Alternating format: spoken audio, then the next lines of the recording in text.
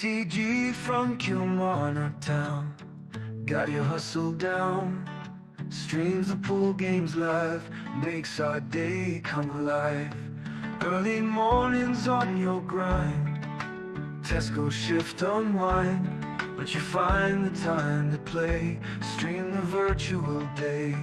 OTG tactical genius, every game you bring us with your skill and your flair. We're glad you're always there. Virtual cue in your hand. And it's a sucker scratch. Look at the line. Commentator's eye. Don't say I didn't warn you. OTG tactical genius, every game you bring us with your skill and your flair. We're glad you're always there. A virtual cue in your hand, amazing shots you land. From your home to our screens, living out our pool dreams.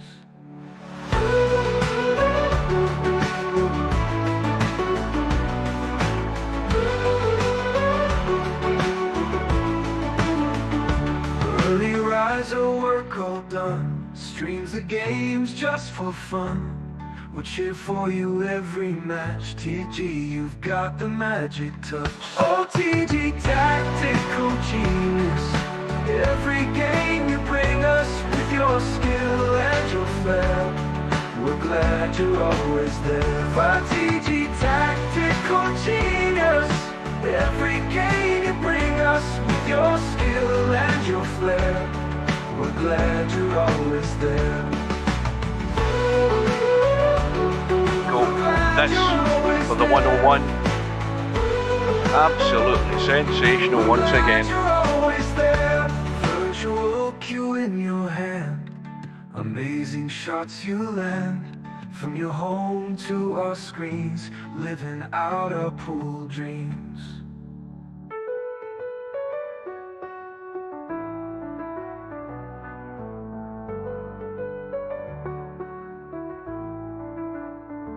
Early riser, work all done, streams the games just for fun.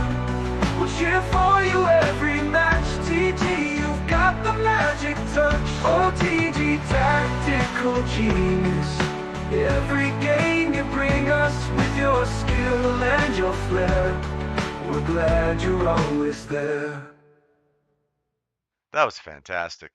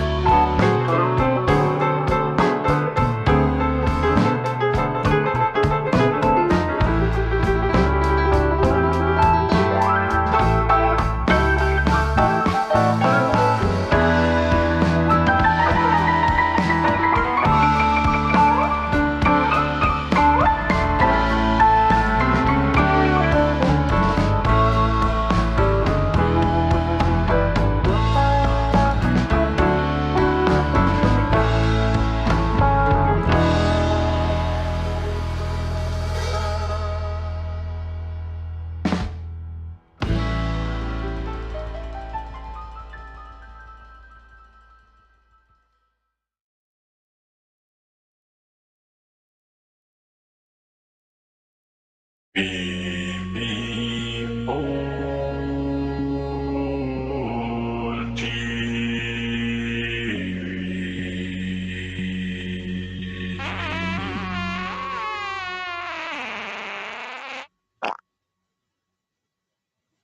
Where's the cue ball going?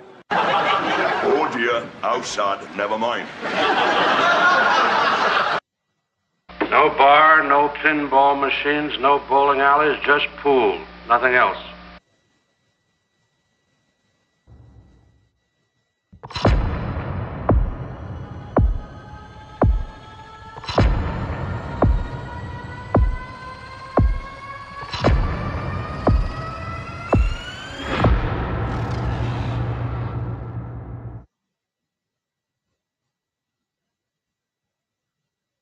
Well, good evening, folks.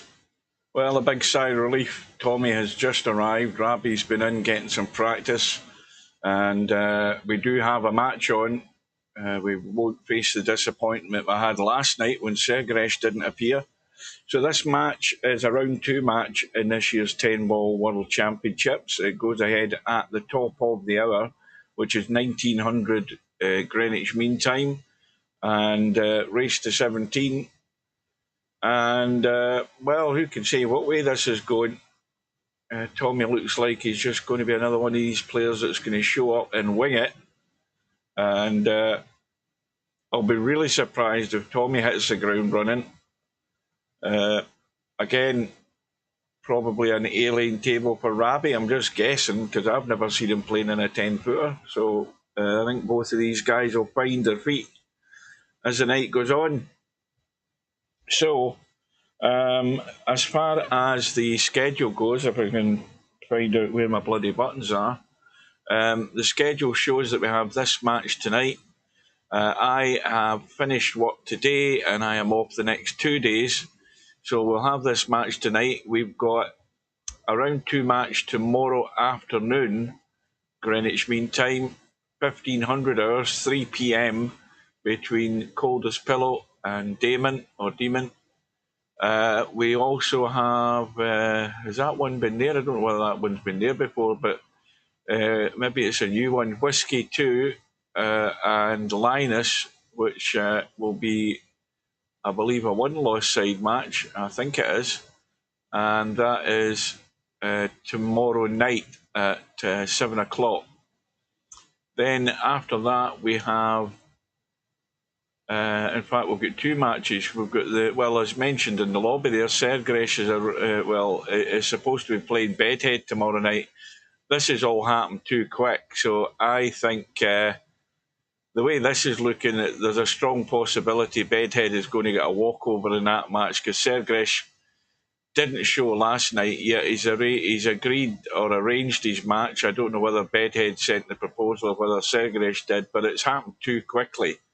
And that it doesn't really suggest that Sergresh is looking forward to playing Bedhead. I mean, I don't know. Maybe something did happen last night that prevented him from showing up. We'll see what happens. And finally, that match has been there for a little while. Winkemy and Spectre on next Monday evening at 7:30 p.m. Greenwich Mean Time, or 19:30 as they call it. So we have, how long have we got to go? We've got about a minute before the room goes up.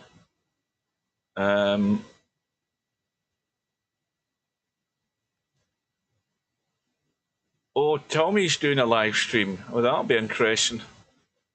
He's got himself set up to live stream. Well, there you go. You can go and watch it on his channel. Right, so now what am I missing in the chat? Good evening to Mark. Welcome to Slim. This here is Slimmer Duck in my truck, and I'm southbound with the hammer down. Can you give some score updates? Come on. What are you in a big rig, Slim? That's a big 10-4. Okay, Rubber Duck. Welcome to Wit. Right, so we've got a match. That's the good news. How the match is going to go, I have no idea. I have not got the foggiest, not a Scooby, as they say. And the room is up, so we're getting in. Now let me just check something that my replay has been activated. Yes, it has, so it should be good to go. So once again, hopefully I'm coming through loud and clear. Welcome to those that are there. And here we go. We've got Rabih from now on. That's what I'm going to call him. On the right-hand side, Tommyy on the left. So Tommyy representing Germany, Rabih representing Lebanon. I had to go and look at the flags of the world again, because I've got the flag, some of the flags downloaded on my PC when I was putting flags in on the on-screen. But and I looked at the flag and I couldn't remember what flag it was. But I saw it on the flags of the world. It's the Lebanon flag. So Rabih won the lag. Well, is he playing the big stop shot on that cue ball there? I think he did. I heard it bouncing. And he's got a ball. And he's, well, it's certainly nowhere near set, but he's cutting across this one ball at the right angle here to make that combo in the 9. Oh, got a double kiss. So now he can duck for cover and try and sneak behind that 6 ball. That's a shot. That is a shot. Get down and dirty. Well, it hasn't got behind a 6. That would have made it very nasty. As it is, it's an easy hit. So he's going to call the side pocket probably.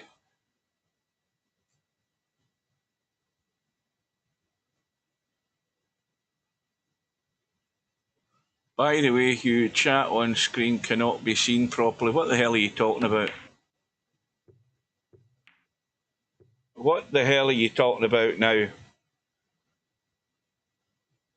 Has somebody got the resolution wrong or something's not set right? Because the chat is appearing on the screen perfectly okay.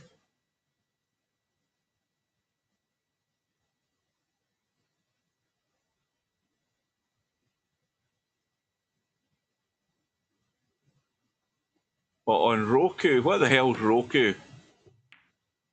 Well, you don't need to adjust the you don't need to adjust your resolution settings in Roku then, because if it can't display 16, what is it you call it?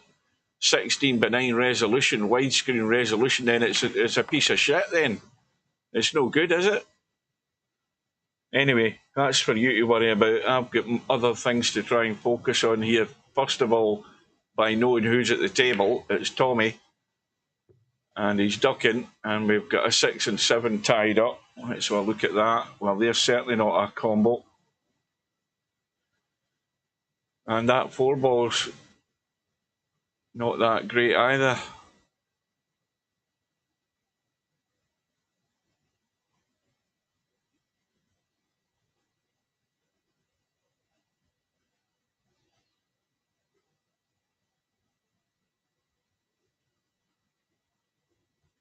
You can run Windows 1 on unsupported systems now, I see. Can you?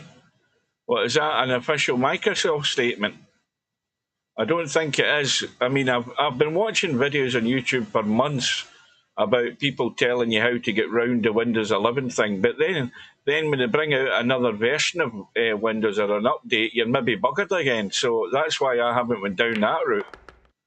But there's certainly no way I'm getting a new PC as an excuse just to get Windows 11. I'm quite happy with Windows 10. It does exactly what it says in the tin for me. As long as the PC works, that's the thing I'm more interested in. I don't care what operating system it is, and I certainly ain't paid for it. It's official, but there are issues. Well, so I didn't get an email from Microsoft. Nobody from Microsoft told me, oh, by the way, you know how we told you your PC was a pile of crap, you can't get Windows 11? Now you can. I get nothing worded like that from Microsoft at all. So until I read that in black and white, I still won't be interested anyway. Well, Windows 10 supports... Here's the fun bit about Windows 10.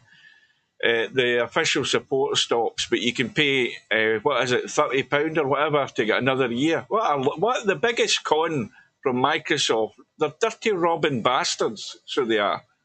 And I don't care who knows it. That's got me off in a rant now, and now I'm coughing.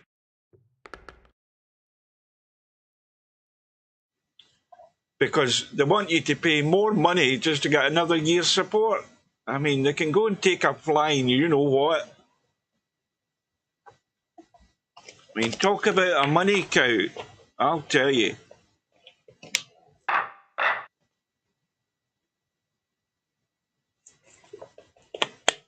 Right. Hopefully my voice is going to hold out now. That's got me started off in a proper bloody rant. Yeah, I didn't. In fact, there's another thing. I've seen nothing on YouTube. Usually, you'd get a prompt up on YouTube with somebody telling you what you've just said about Windows 11. Is Microsoft back down on their recommended configuration of your PC? I can't believe Microsoft have done that, and I wouldn't believe that until I read it. That they've backed down and saying what sort of processor you have to have Windows 11 working on your PC. Yeah, I don't believe it. Show me a post at some point where I can read that direct from Microsoft. Anyway, sod that. We're more interested in what's going on here. Tommy's in the lead. And, well, he's got a pretty good shape in this table at the moment. Cue ball just has to run out far enough and high enough, but not behind. What's he doing? What's he doing? He's digging down. He's going the inside route. Well, I suppose all due respect to him for that shot, because if he had let that open out, there was a danger of scratching of hooking himself behind the 10. So he at least saw that. The only problem now is the angle he's got to avoid the 8, because the 6 is going to be very tight. No, it isn't. There's room for the 6 to go. Well, he's had a bump and now he's not ideal. Let me read what that says. Microsoft is now allowing users to update 10 to 11 on older unsupported hardware, including systems that don't meet the operating systems. I can't read that because of the thing. I don't know. It's strict hardware requirements. Right, so where are you copying that from? Where are you copying that statement from? Is this from some third-party website? Or is it actually, see, I don't believe that is written on Microsoft's Microsoft homepage or whatever the hell it is, or Windows 11 homepage. I don't believe that's written there. This is some third-party person that's writing a statement like that. In fact, tell me this then. Why aren't all Windows 10 users? I mean, I've got a Microsoft account, obviously. Why am I not getting an email through from them telling me that? Yeah, that's just a computer website. That's not Microsoft. You would need to get an official statement from Microsoft to confirm that or deny that, and I don't see anybody posting a link to Microsoft's website where it says anything to that effect. So the bottom line is I don't believe it. That's my answer to that. Somebody get an official link to Microsoft's website for everybody to read. And like I said, why are we not getting tabbed my Microsoft? Because they've got my email, they've got my Hotmail email address. They could easily send me a message saying, by the way, here's some good news for somebody like you. If you want, you can update to Windows 11, and there's a link. Nothing like that's come through. So what does that tell you? That tells you exactly the thing. They don't want to promote it, even if that is the case. And bear in mind that we already all know that there are ways round getting Windows 11 working on your older PC. Not that I'm willing to try it. I'm just glad that my PC's more or less holding up, and I don't want to do anything to jeopardise the functionality of it as it stands, which is another reason I wouldn't even be messing about trying to go to Windows 11.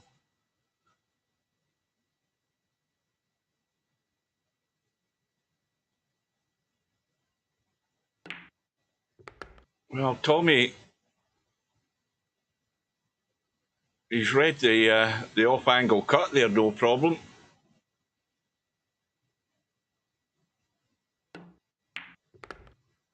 Which is usually the sign we've all been seeing from players where they're getting caught out on this table.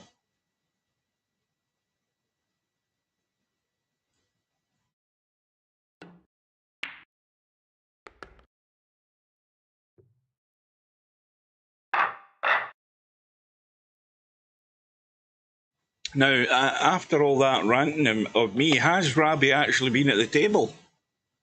Because I don't think I've saw him shoot yet. Well, Tommy's broke off in rack number 3 and my voice is going.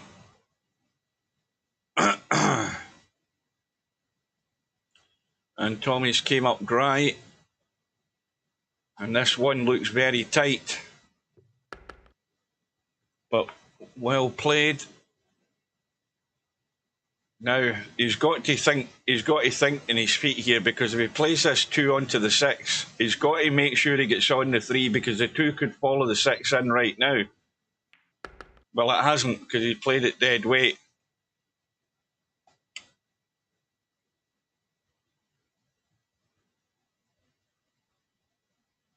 Right, so must have the angle to nip back for. Oh no, tell a lie, I forgot about the 4 ball. Well, he's got the angle going the other way. Now the other issue is that if he doesn't get a good angle on this 4 at this, he's going to have to hammer this when he gets on the 4.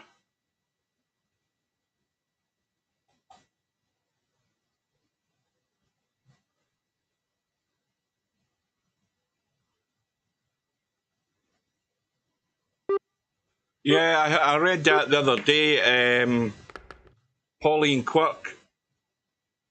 And I'm thinking she must be, what, at most 2 or 3 years older than me. And she was diagnosed in 2021, which I didn't know about. But you not see that, there's a bit in the news there, in the BBC News, the guy who's had a brain implant and he's got dementia. And the actual, they've sort of rewired his brain with an implant. I haven't seen. I saw the headline in the news and I heard them talking, but I never actually saw the story. But apparently, there are days where he doesn't even know that he's got an implant. He says that it's working really good.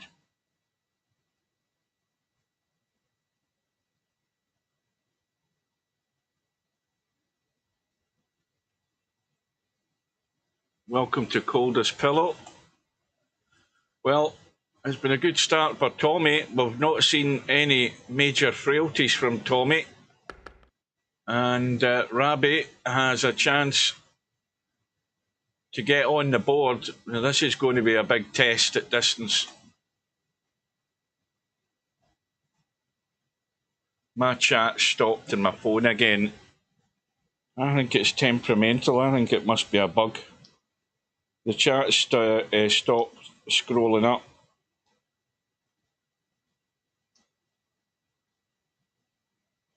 Let me just.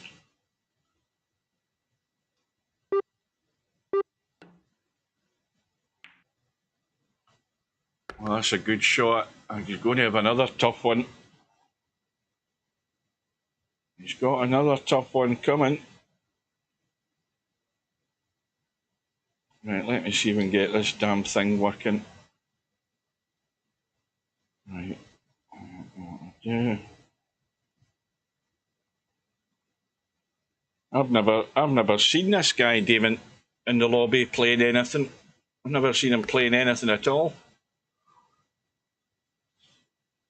Well, this has been, well, I daren't say anything here in case I jinx him. But this has been a strong response here in this rack by Rabih, and that little out there by Rabih, that sends a message to Tommyy that Rabih's more than capable, and that's good to see. That also gives promise of us having a bloody good match here. And lo and behold, The usual thing, Rabih gets the rack and can't get the follow-up.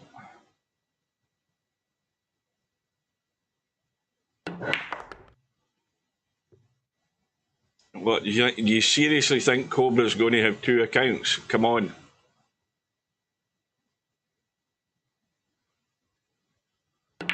Well, Tommy's drawn into the 5. That's freed it up. I think that 5 and 6 were pretty set there as a combo, although I never went down to look. But he's got trouble ahead because the 4 ball's difficult. He's trying to get below. He's going to be hooked. He's going to be hooked.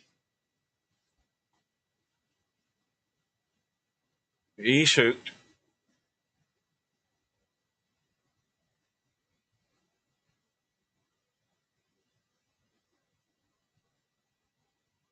I was answering him. Oh, I never even noticed Cobra was here. I never even noticed Cobra was in the chat. Good evening.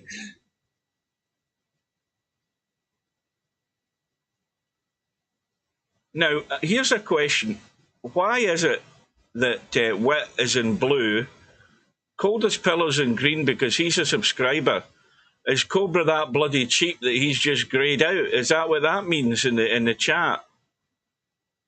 In fact, is Cobra actually... Well, he has to be a subscriber or he couldn't chat. But why is he grey? That's what I want to know. See, there's not many green chatters in this stream because every one of them's cheap, except Coldest Pillow, who is a subscriber. £1 a month it costs you to support the channel. You're not orange, you're dark grey to me. Why do I have a spanner? That's a good question, because I can't work that out either. I was going to say, why the hell have you got a spanner next to your name? Oh dear. And Hugh will text. No, I won't. I won't text anybody. Oh, you've got your VIP badge as well, Coldest Pillow. Oh, I must have added you as a moderator a long while ago. Maybe that's what it is. It's that long ago I've totally forgotten about it. Anyway, what have we got here? We've got Rabih at the table, a dodgy cut in the 8 ball. But, well, unless he scratches on the side, he's going to be on the 9, no problem. Well, I'll tell you, even from the 2 or 3 shots I've seen, Rabih's looking reasonably comfortable to me.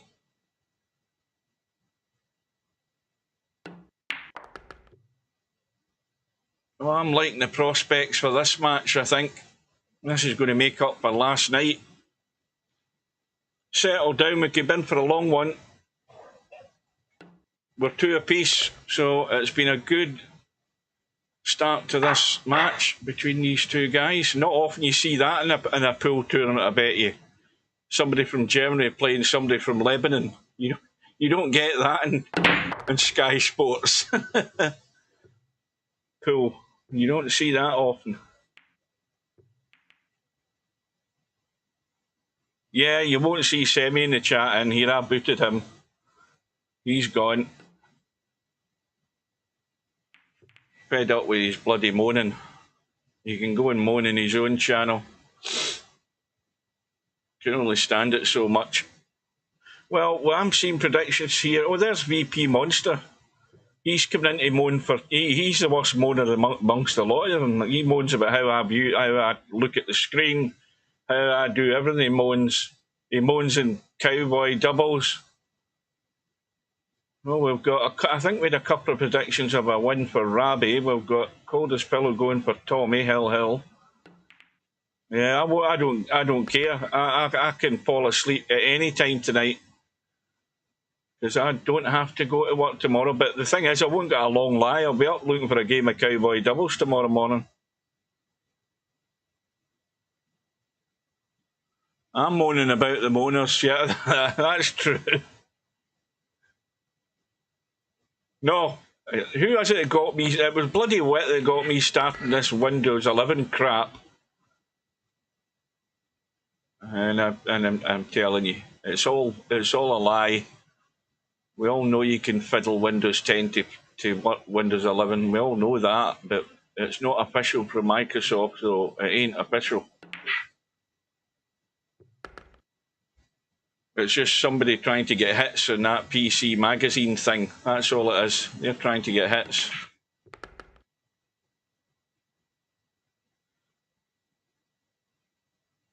Well, that's a pile of crap, by the way. I usually get the ball on the money 9 times out of 10.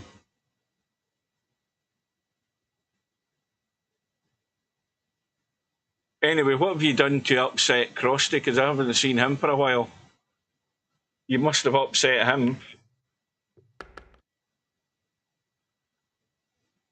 Well, this is, I would say, reasonably impressive from Rabih. It's good to see this. I'm fed up looking at disasters. This is actually pretty good. Or at least it's starting good. Oh, don't go to the rail though. Don't go to the rail. And don't try and get cheeky here with this 8-ball and spin it, because you could spin it right and go into that side pocket. This is where you've got to be careful. Now, you know, he can start twiddling a wee bit, and if he gets it wrong, he'll scratch. Don't get greedy.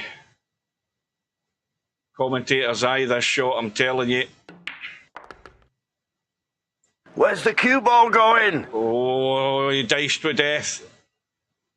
He diced with death. But anyway, he's good.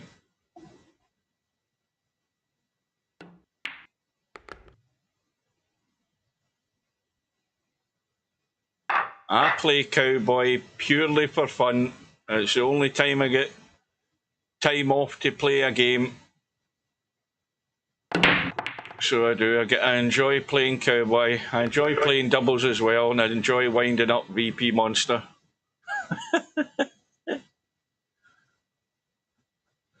Not as much as Crosty does. I'll tell you, it's hilarious sometimes, because you guys don't see us playing cowboy, but you'll get a guy from Colombia whose name used to be Crosty. He's changed it to K22, but nobody calls him that. We call him Crosty. And he chats away in bloody Spanish or Portuguese or whatever language they speak. Nobody, well, only Tam knows what he's talking about, because I don't. And it's a series of OMGs and LOLs most of the time. But whatever the hell he's talking about, I haven't a clue.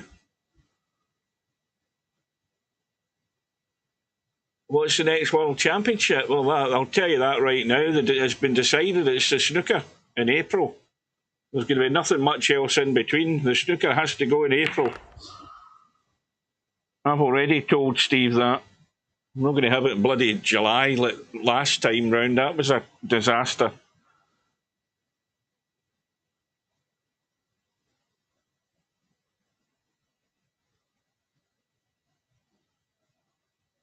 Right, what's happened here?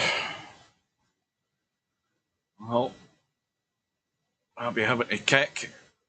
How is he going to call anything? Well, it's going to be difficult to pot something in this corner pocket kicking from that side. Well, he's missed a hit. Rabih with a slender lead, which, well, it's not cut and dried that this is going to be a run out here for Tommyy, because the big test is from that 5 to the 7, and you don't want it to overhit to the 7 and finish below it. That's a no-no. Now, the angle he's got, he can knit across this side, and that looks good weight. That is very well controlled. That's absolutely perfect, because it's just dead weight, roll it in, and you're on the rail. And ideally, you want to be fairly straight on this 8-ball. Maybe just a slight angle like that, where you can just tweak it through and leave the angle in the 9.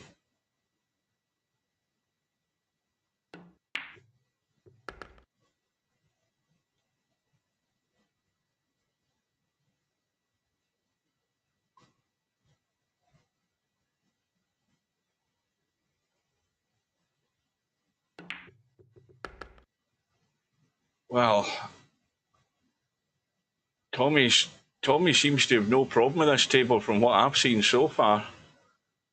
He's got a nice touch. His weight a shot is pretty good. And I haven't seen anything to suggest that Rabih's not on a par with Tommyy, as they are at the moment, 3 racks each.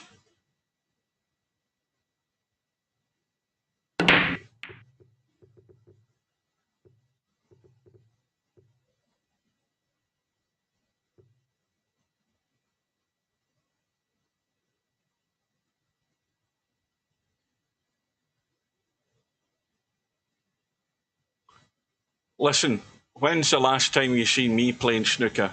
I go in and maybe I lock myself in a room and I bang a few balls about, but I cannot see edges of balls to pot them and put a break together. I can't put a break at all. I've played very little snooker. I think my highest break's about 55 or something. That's actually, and I don't even know whether that was done in a tournament match or not. I can't remember the last time I played it. But no, I can't see edges of balls to. But I'll tell you something. I know that my tactical genius in the snooker table would cause problems for people. Even though I can't score, I could certainly stop them from scoring. But no, my days of. I mean, that's why I stopped playing snooker, because I couldn't see the end of the bloody table in real life. And now it's the same in a PC game. You got to laugh. I thought virtual pool was the solution to my problem, and now it's just one of my problems. That's all.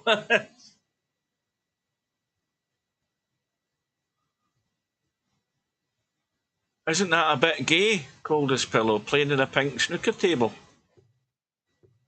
Or was that an unpolitically correct question I just asked you there? A pink snooker table.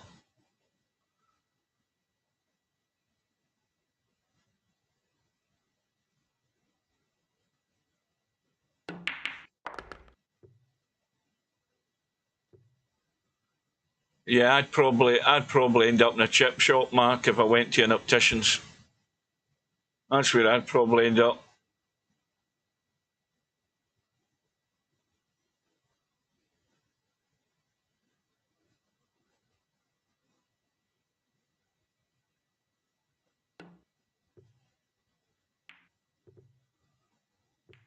No. I'm afraid I'm very much a traditionalist for snooker. It has to be in green cloth. None of this Nancy boy pink stuff.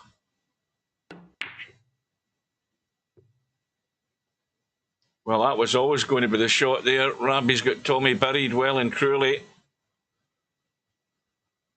Well, there's a good 4-railer kick here for this 6-ball. Let's see if Tommyy can get anywhere near the line. Or is he going 3 rails? I think he's going 3 rails. 1, 2. Oh, well, a good effort, but Rabih's going to get the reward for the safety.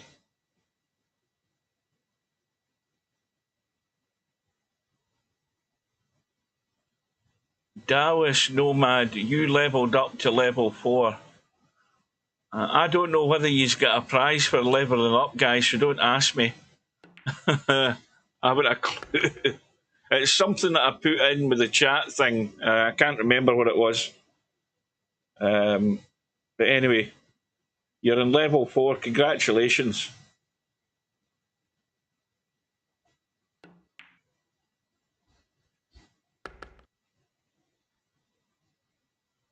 Now, he's just got to be careful here with this 8-ball, because he's going to nip this 9-ball and he's not really sure where it's going, I think. See, that's the problem. That's the problem. So now he can look at a safety. If he cuts that to that point there, he can send it down to the short rail. He might be going all out for the cut up the table, though. We can try and use that 10 ball though. It's a slim chance he's going to get cover, but I think he's lining up and down. In fact, the safety is probably more difficult than the pot was, but it was just one shot too many. So Rabih's chance, and that was the difficulty with that 8 ball where it was sitting and how adjacent the 9 ball was. You're going to hit the 9, you don't know that you're going to have a shot. So Tommy's got off the hook here, although having said that, this is beyond the 50-yard line, this 10 ball.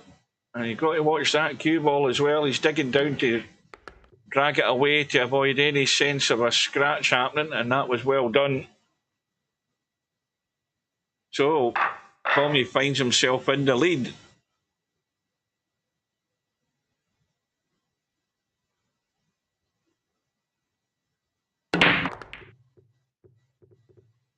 I think I heard something go in. And that 3 ball is now married up with the 9. Now, can he see the 1? Yes, he can. Oh dear. Well, there's the first mistake, really, from Tommyy. Although, in all honesty, I don't think it makes a great deal of difference because he has left a pot on.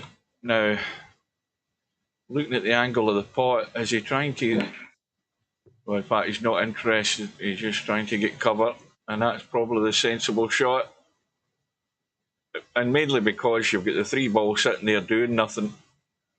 You could maybe work out a billiard, you know, on the edge of the 3 and catch the 9 and pot the 9.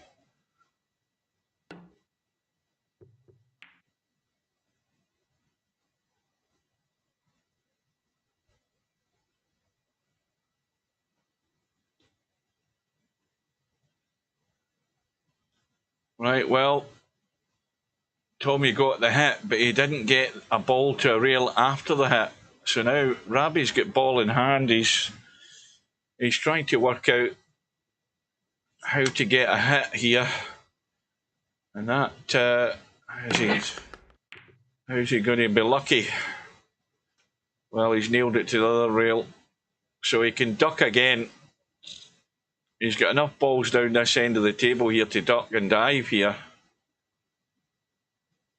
You would normally just chip that and come back across. The only danger, of course, is scratching the corner, but he's went thicker.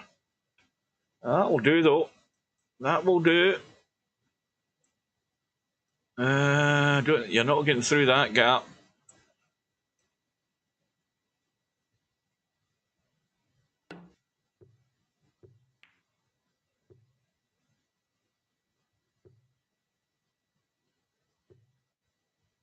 They're sacking 400 people at my uni. What do you mean? What, students or lecturers or whatever? Who's the... What do the 400 people do that they don't need anymore?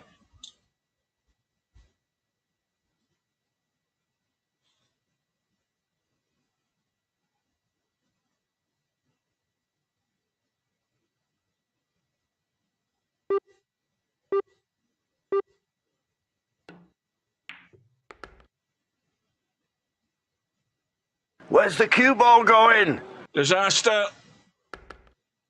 Oh, well. Tommyy, in the last rack, was gifted the opportunity to pinch it, and it might be deja vu here.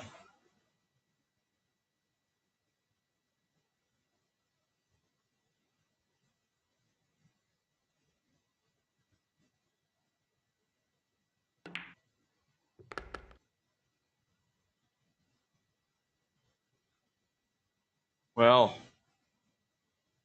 Rabih's good starts diminish slightly because he could be 2 racks behind here in a minute. Watch this cue ball. He's just got there. The only problem is he's too thin. Now he could bump into the 7 and again not knowing he's going to have a shot.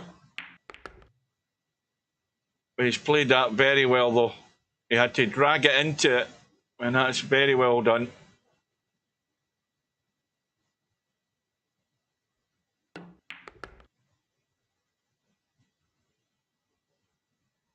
Well, he's got all the open country to get himself out on here now.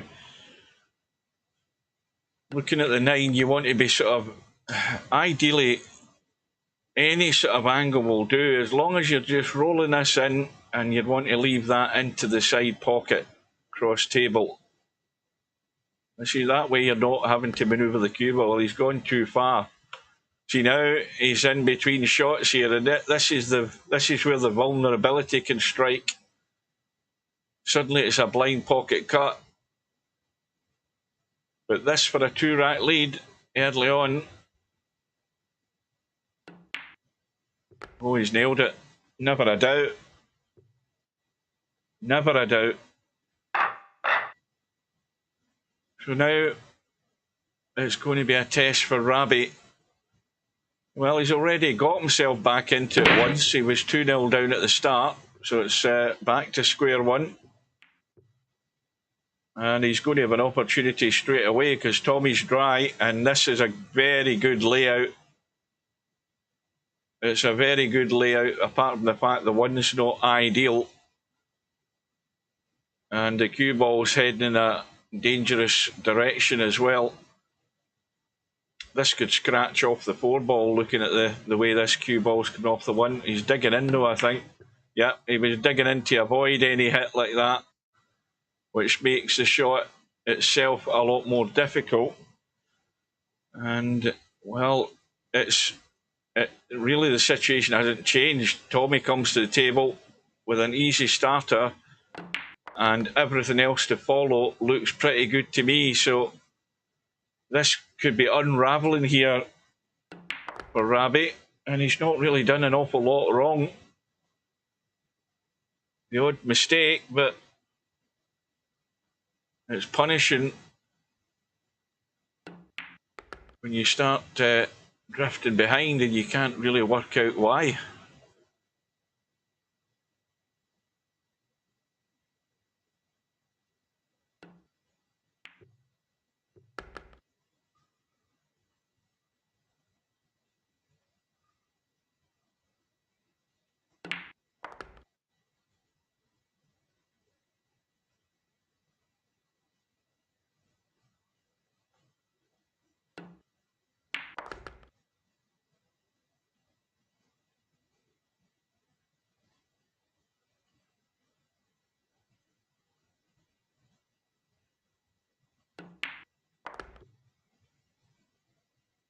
Tommyy is looking pretty good. Now I want to check something here, just as a bit of a refresher, if I can find out where my mouse is going.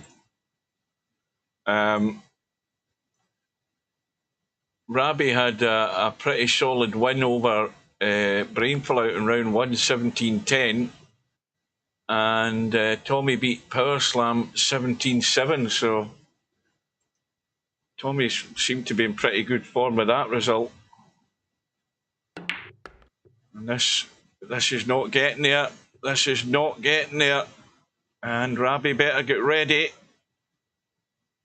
because this is a difficult bank. He's going for the cutback.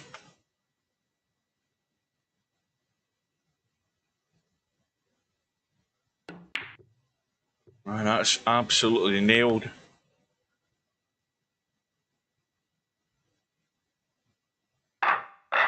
I don't use the Tesco Cafe, and I'll tell you why. Because it's too bloody dear. That's why. And I'll tell you how much that nobody uses it, because they gave us a 20% discount if we used the Tesco Cafe, and I think they've stopped it because I don't think anybody ever bloody well used it anyway.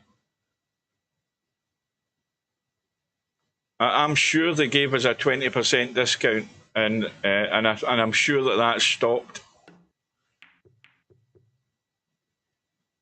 The early in the morning when we are picking, one of the members of staff from the cafe comes into our store with a trolley and fills it absolutely to the top with all the stuff they need for the day's business. You know, multiple packets of milk, sausages, you name it, everything. They fill it to the actual roof and it overflows. And it's, you know, they charge extortionate prices. I mean, it must be reasonably profitable, the money they charge. That's why I'd never pay that money in that place. Cheaper just getting a meal deal, sandwich, a drink, and a little side to go with it. Morrison's. One thing I would say is I used to do shopping in Morrison's a number of years ago, and yes, they did. The one that I went to had a good restaurant, and they did good grub in it. And it wasn't overly expensive at the time, but everything's shot up in price nowadays. That's a problem. Well, the mistake there from Rabih. Has he got away with it, though?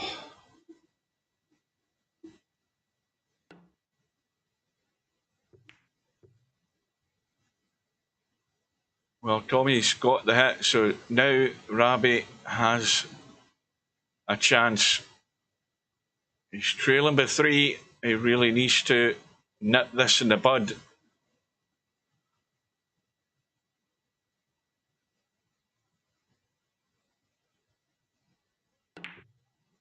I would have mushrooms every day. I love mushrooms. Love mushrooms, so I do. You cannot beat a mushroom. Lovely.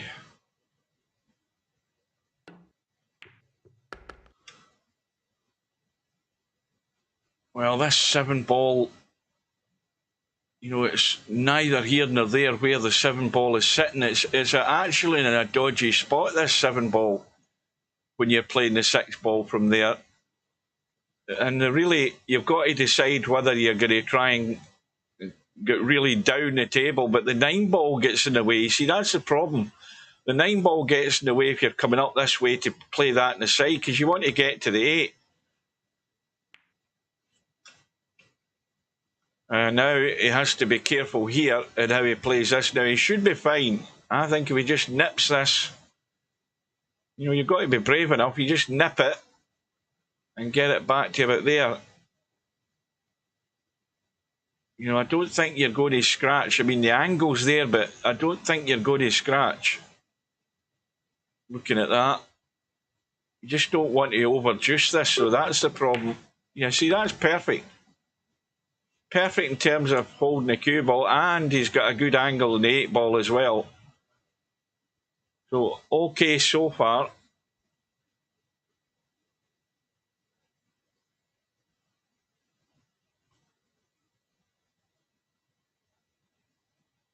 Aye, but that's the companies that's been charged the national insurance. Yeah, it's the companies that have had their national insurance contributions increased. Well, I'll tell you something now. The way I see it, I don't think Starmer will get a second term. I don't think he will, not from what the stuff that they've done. I mean, things have to turn around pretty quickly in the next 3 and 4 years for him to get voted back in. Well, there's a big mistake there.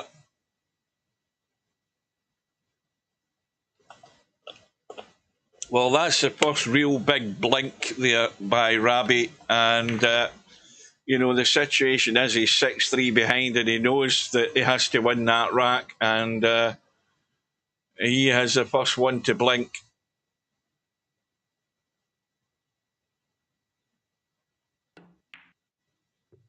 Well, he's got hard work to do now, Rabih, but that rack there, that's one that he's thrown away. And the more that you get, you know, the deeper into this situation you get, the more things are stacked against you, and you have to start being pretty flawless with your visits and your runouts to stay in touch, and that adds to the pressure.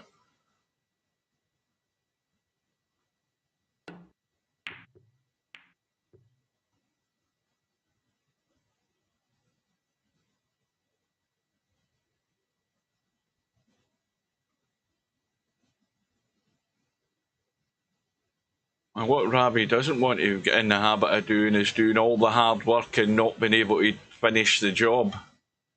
You know, he's had a decent enough start. Things have just unravelled a wee bit.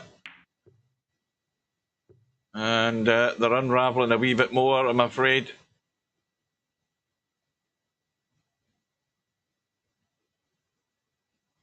It is all down to how you react with pressure. You know the pressure's on because of the score. What you've got to do is ignore the score and play the table. It doesn't matter about the score. What matters is about you playing the table and taking the score out of your head. You start worrying about the score when you're back, you know, when you get yourself back in it, then you might think, right, we need to start from scratch again. But as it is now, I wouldn't bother looking. Because that may well be having an adverse effect on what's happening here for Rabih.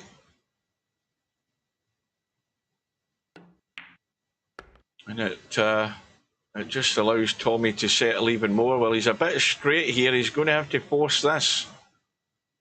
Get that cue ball out of there. And he's done well. That's pretty good.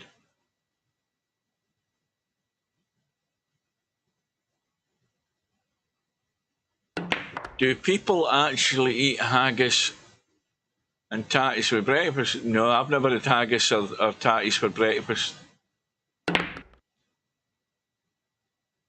I've had plenty of haggis, neeps and tatties though, but not for breakfast.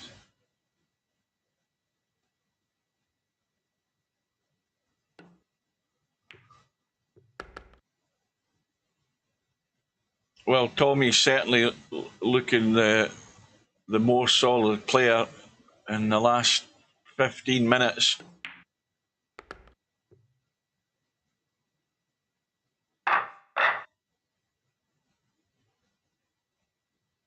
Well, that rack's pointed to the right. If you look at the one ball, it's pointed. The one ball's actually pointed to there. That was fairly well offline, that rack. The one ball was, oh shit, what's happened here? The one ball was aiming at this side of the diamond when you looked at that rack. Well, if there's any bit of good news for Rabih, it's the fact that Tommy's come up dry. Tommy's got a 5-rack lead, and again, Rabih's now, suddenly Rabih's hit a brick wall. Suddenly all the things that can go wrong, off-angle cuts that can miss by quite a margin, suddenly they're all happening.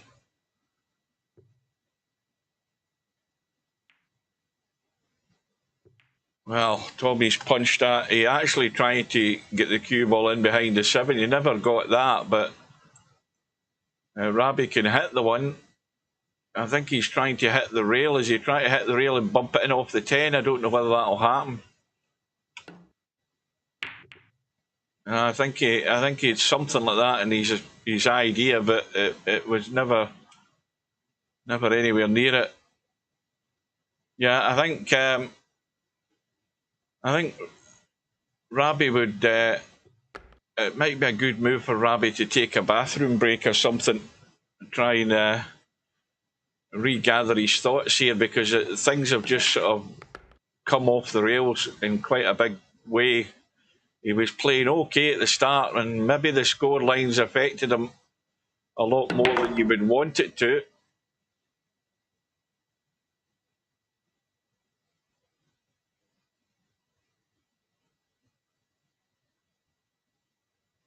Oh, I get along very well with the Welsh and English. You know why I do? Because they're at least 200 or 300 miles away from me. That's why I get on with them so well.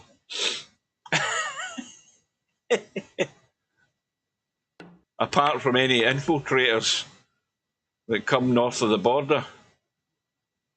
We've actually got a Welsh woman that works in our store.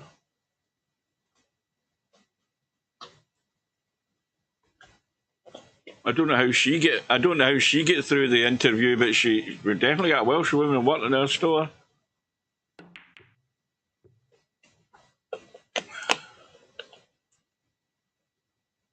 We've got over 300 members of staff in our store, the biggest in Scotland.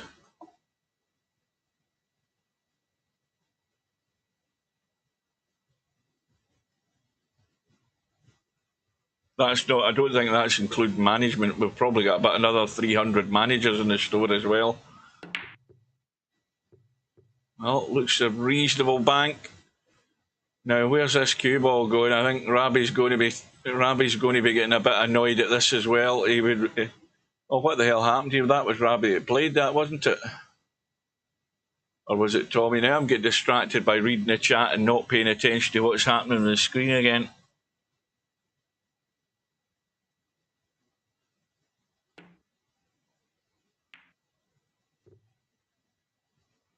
Well, Tommy's fell a bit short there. He didn't want to bump the 9, but he's actually left a shot. But again, these are the ones where the frailties are shown. And this certainly is no easier than anything that Rabih's attempted recently. This is tough. I mean, he's bound to have a shot in a 7. That's the least of his problems. He needs to try and steady the ship here, Rabih. But you can only do that in small bits. Now, how's his luck? Well, did he feather the 8? It doesn't matter. He's got a shot in the 7. Now, this is tricky as well. I mean, you can cut this and come back over to the short side for the 8, but you've got to square this up a bit because you don't want to leave a big high-angle cut like that. Well, he's overhit that. I'm not quite sure that he wanted to be there. He's only got half a pocket, and this 9 ball is going to jump out and grab that 8 ball.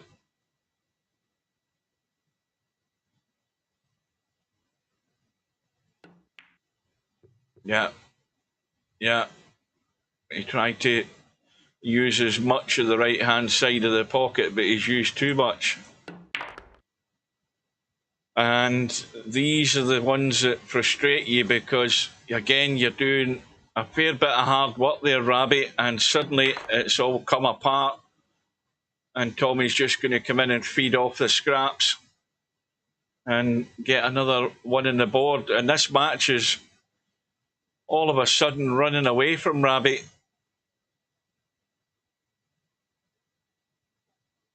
Welcome to Bill. Well, Bill, I said it in the live stream the other night there. That was a far, far better performance by Bill than what he had in his first match. It was chalk and cheese. It was night and day. A much, much stronger performance. I don't know what chemicals you were on when you played in that first match, but it certainly was a big improvement.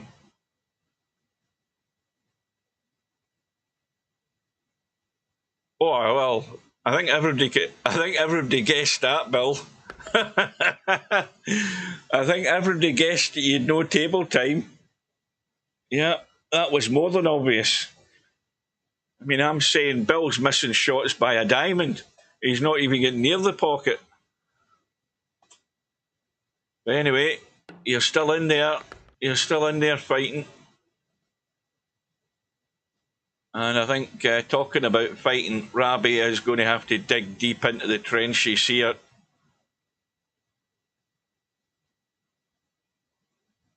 The question has been asked of Rabih.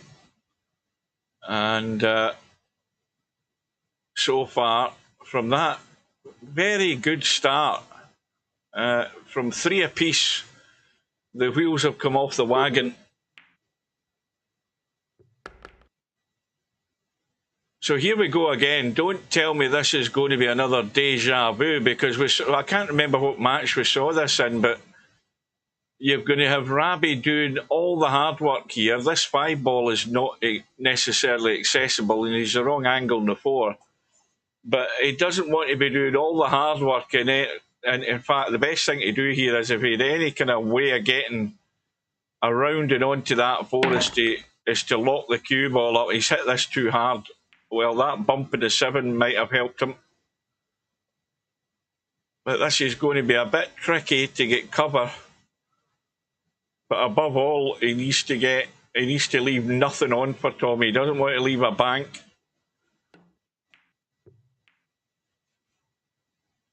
And that will do.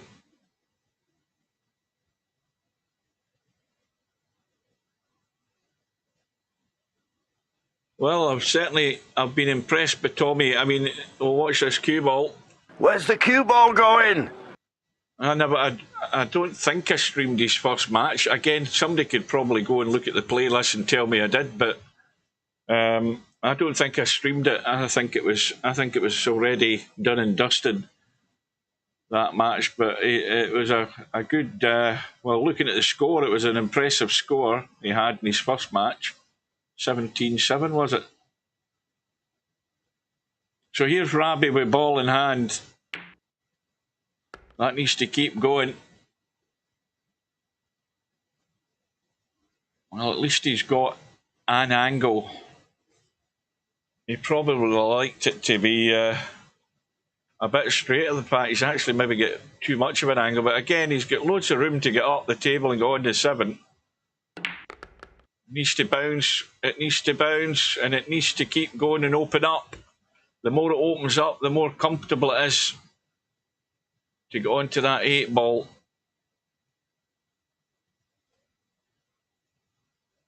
Well, as a neutral, you want to see Rabih show signs that there is still a heartbeat there, and he ain't dead and buried yet. Now, again, he's got to play this at 100% committed. Knock this 8 ball in and go the 2 rails if you really feel you need to go the 2 rails. I think he does. Across and across. And this is good pace, but he wants that angle. And he's got the angle. So now he has to come down this left side. He doesn't want to check this up a great deal or he'll scratch. He's just going to play it plain ball. Pretty much plain ball. The angle did the rest. Now, still got to get it in the hole. Well, that run of 6 racks for Tommyy now ends. And Rabih will be relieved to see a different number next to his name. Well, he's got the stopper and the cue ball as well. He's got the 2 ball in. He's got a shot in the 1. Now, this is a wee bit fiddly. You can play a little nippy, jabby stun just to hold the cue ball. And, right, again, it's make your mind up time. Just pot the 3, but you've got to watch that 8 ball doesn't jump out and bite you again. And then up into the table for the 4. It's not a big ask. You just got to get yourself comfortable into the table. And again, a little nip back, but you've got to nip back far enough. You've got to nip back further than you think here.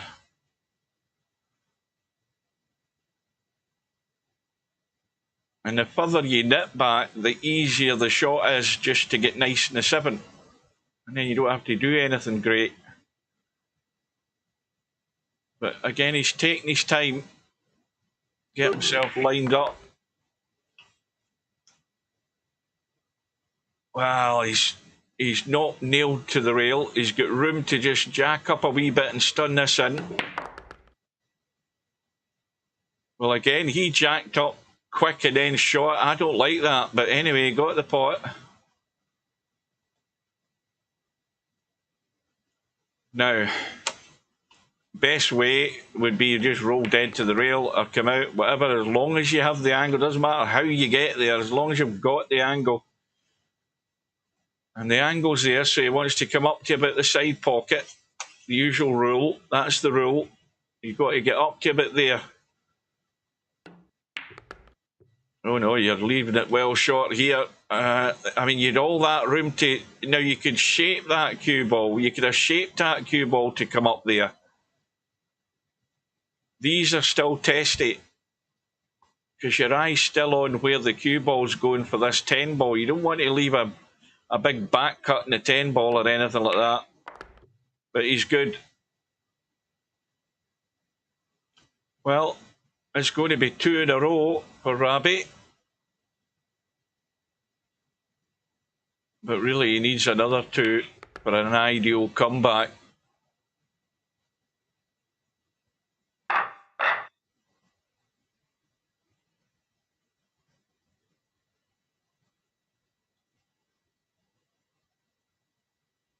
Well, how many of you are going to be around tomorrow afternoon at 3 p.m. Greenwich Mean Time?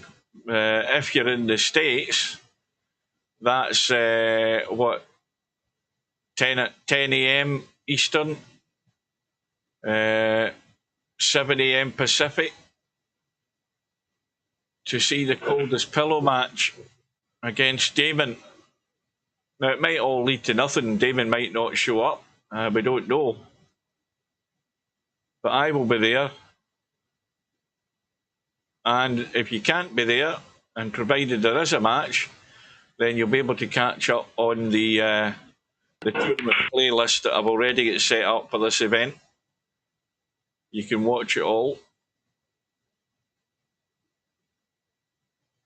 Well, this is the big test. He's got his stun down this left side. He's got draw on it. Hang on a minute. This is going to finish on top of the 3.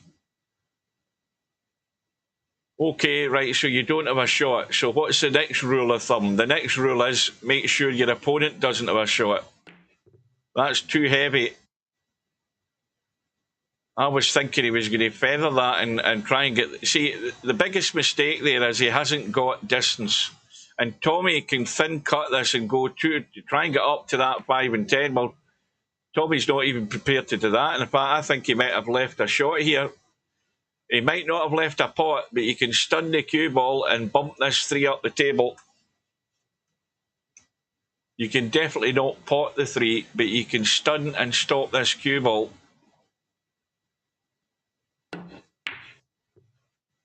And see, you've got to be confident to go through with the stroke. Don't tell me what the hell's happened here. Oh, he's going to have to tweak this. But if he doesn't get the hit and the 3 right, this 3 will just come off the rail and go round the corner. This is still not a gimme. It's nowhere near easy, this. Well, he's going for the jump rather than the tweak. And, well, Rabih has just breathed a huge sigh of relief there. And Tommyy might as well, because he's actually set that up with a... He set it up with a 4-9 combo. At least he's got cover for the time being. It's not quite a gimme outshot, but you know, he's got a good chance here, Rabih, if he can get nice out into the table.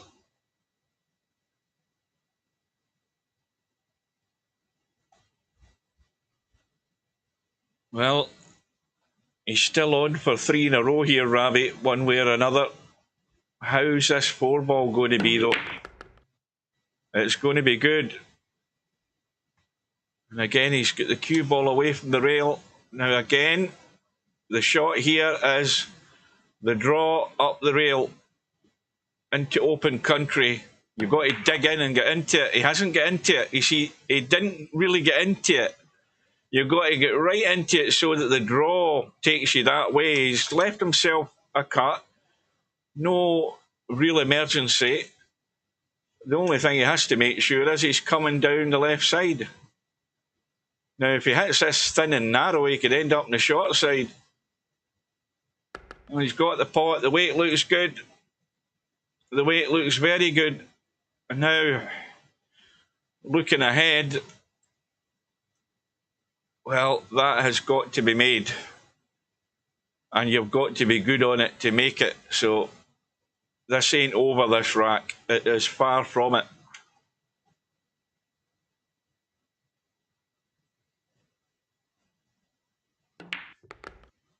Oh, he's the wrong side. Well, he's the wrong side to get, you know, comfortable in this 8-ball. Right, so, if you're cutting that into the side, cue ball's going that direction and out. He's not really hit that either, but he's actually got it not the worst line ever. Not the worst line ever, but he's got to look at the gap that he's got there between those two.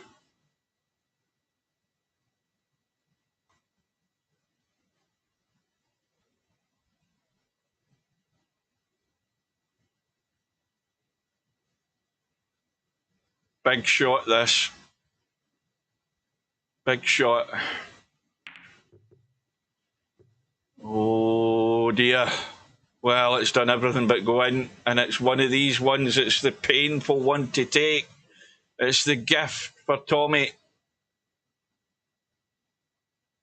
Just as Rabih was, well, you wouldn't call it momentum, but he was on for 3 in a row, and that's just blown straight out the window.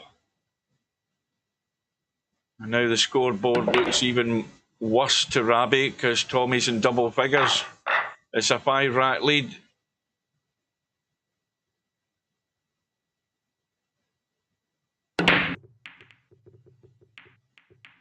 This is dry. It's dry, but Rabih's... I think he might be behind the point, is he? I think he is. I think he is. He's titty hooked. So push out. Now, is Tommyy going to play that, or is he going to give it back? I mean, the cut is on in the 1. Although he hasn't called a pocket, he might be... I mean, you can only push it towards a pocket playing this 1 ball. And he's went all out for it. It was tough. Right, so Rabih's hampered over the 3. 2 balls down table. And then, of course, you've got to get up for the 3 and back for the 4. This is, again, another ugly setup here. This is certainly asking and testing your ability. Where's the cue ball going? Well, that's not going to give him much joy. But again, you know, just... no, I don't think he really studied that a great deal. And can consider himself fortunate that he hasn't left that wide open there. He had to look at how he was hitting that too and look at the line it was taking that it was going to hit that 8 ball there. A wee bit sloppy there from Rabih.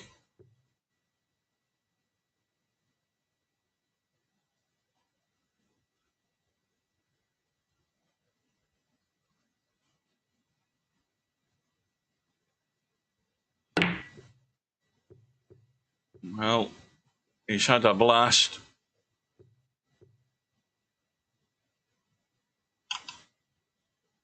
Well, again, the pot is on, but it's nowhere near easy. Maybe, was that a wee sign of frustration from Rabih there, was it? It was a good pot, good start for Tommyy.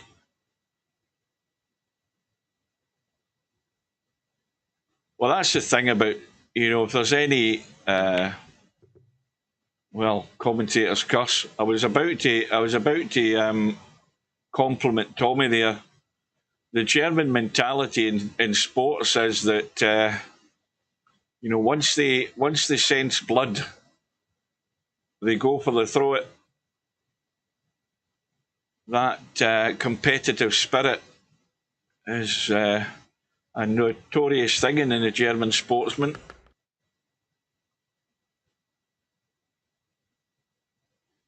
Well, Rabih's got to control this exchange here. He's got to control this to try and quickly get another rack back on the board. Well, he's going all out for Where's the cue ball going? And the cue ball's going good so far. Where's the cue ball going? Oh, wrong button.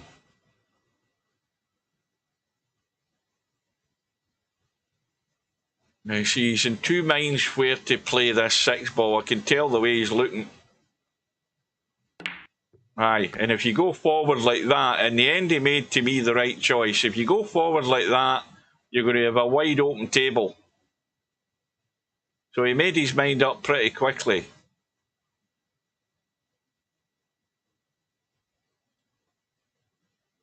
Nothing to do with the cue ball, just make sure it's off the side rail.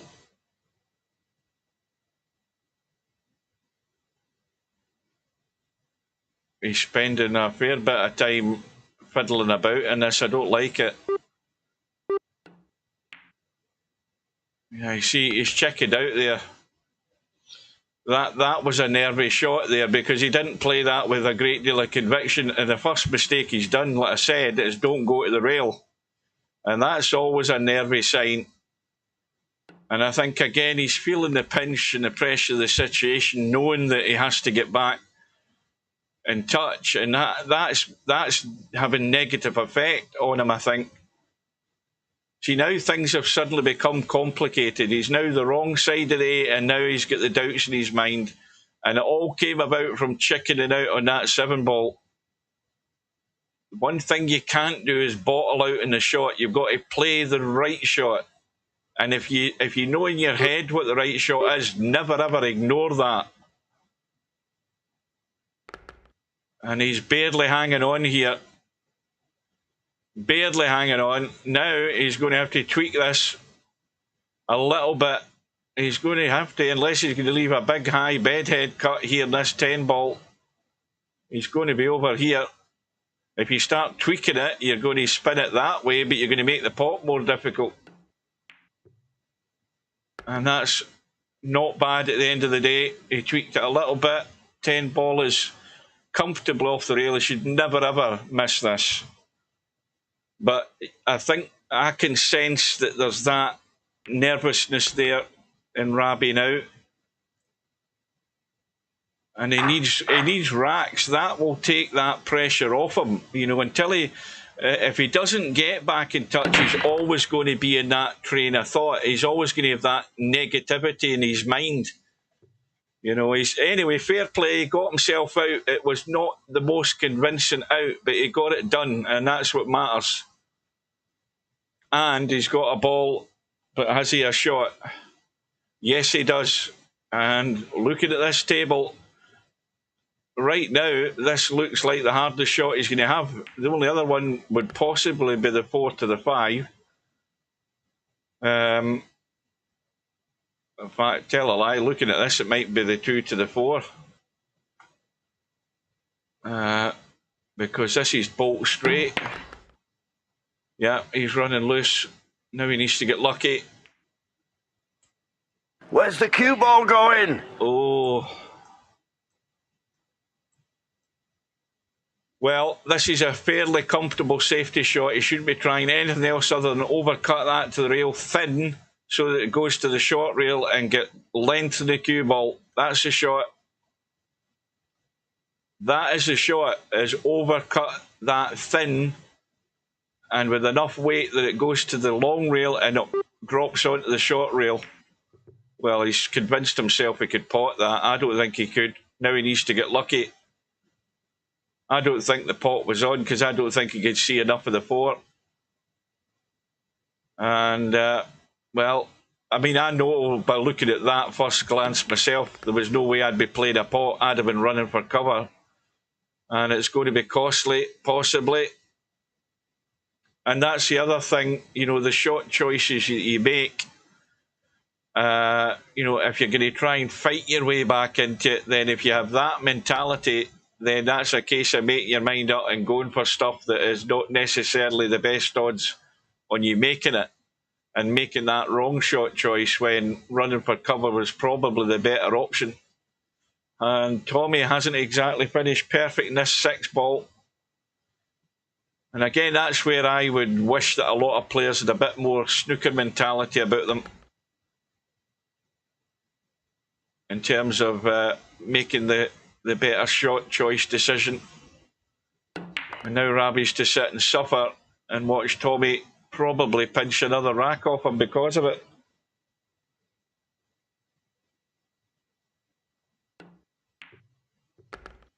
Anyone remember Tommy's second name? Can't find his live stream. You don't need to find his second name to find his live stream. You just need to scroll up the chat in the lobby, as I am doing, and look for the link that he posted and see if I can find it myself. Oh, hang on a minute. Oh, I've got a bit of a blind pot here. We'll see this first. I shouldn't be far off that. Well, in it goes, and the gap opens up again. There we go. wonder if he's actually still streaming. No, he's cancelled it. He shut it down. Obviously, nobody was watching him. That's why he pulled the plug on it.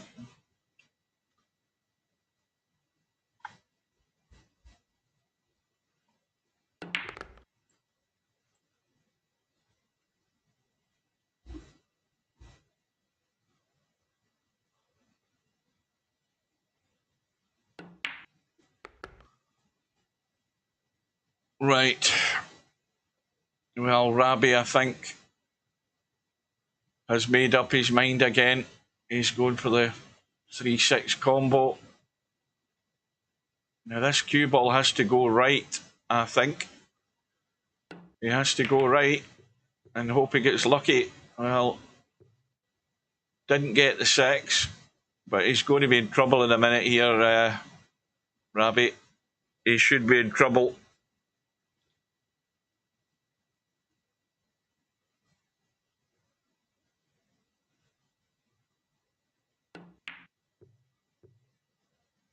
Well, Tommy's not executed that safety very well, but again, I don't think there's any major damage done other than he's given the table to Rabih. I hope Rabih's not heading down this one-dimensional route and he's getting desperate. He's 5 behind and he just needs to use the head. Now, getting up the table was the first priority here, which he's done.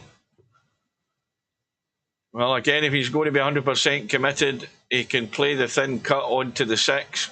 Cue ball's going to run loose again unless he controls the pace, because he wants to keep that 4 there, or he wants the 4 to follow it in. And is he going to take a chunk out of the 5? Possibly. And then will he have a shot in the 5? This is all up in the air at the moment. In fact, he might be bumping that 9 as well. Well, he's missed the 5. He's bumped to 9, and that may well have done him a big favour. I think he can get that 5 and he can cut it. But look at where the 7 is. Cue ball's going in the wrong direction.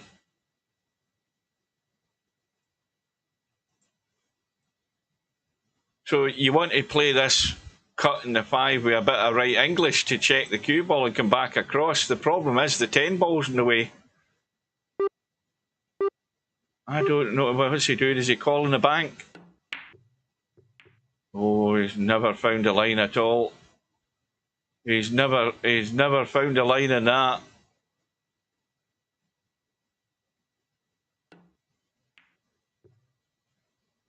Well, Tommyy has found a line this time. Again, it's an easy hit. Now, this is again, well, he's trying to actually cut this in. And this will either be good or it'll be ugly. It won't be in between. Yeah, it's ugly.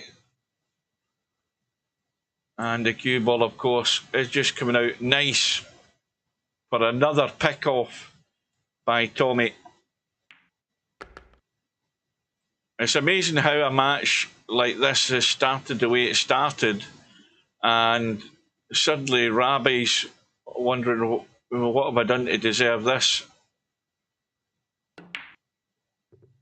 Well, there's a mistake. There's a big mistake, Rabih. Suddenly, it's not quite as bad as it looks. He's got a chance, and these are the things you have to pounce on. But you've got to be ready to take them. Just got to be in the right frame of mind to actually deal with the situation. When you're given that opportunity, you cannot throw it away. And it's still not a dead set he's going to get out of here. Needs that comfortable angle in the 9, which makes it simple to get up for the 10. Now let's decide what's the best way to go here. Well, there's a danger here that if you get into this too much, you can still end up in that side pocket. Now, you can go 3 rails That's been a bit flashy. Where's the cue ball going? Yeah, that was a danger. He was brave and went for it. It was the only real danger, is just getting a bit too good with the cue ball there and ended up in the side pocket, but he went for it. Still got to deliver in the 10 ball though.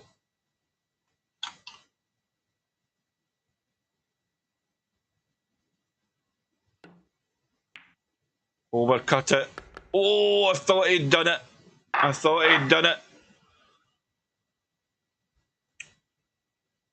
Well, is he due a follow-up this time?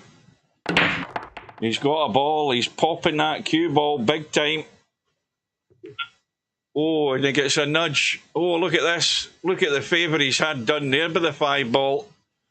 That's like the partner of the Red Sea. The 1 ball gets nudged. The 7 ball gets nudged. And the 1 ball sitting right in the middle. And there's no problem getting in the 2. No problem getting in the 4, but the problem lies ahead. But again, what you've got to do with this situation is to say, look at the 5 ball. I'm really not going to get on it unless I get really good down the short side past that 9 ball, but I can put Tommyy in trouble. So he's got the table at his mercy here, Rabih, to have full control and make sure Tommy's got nothing. Well, that's a terrible shot.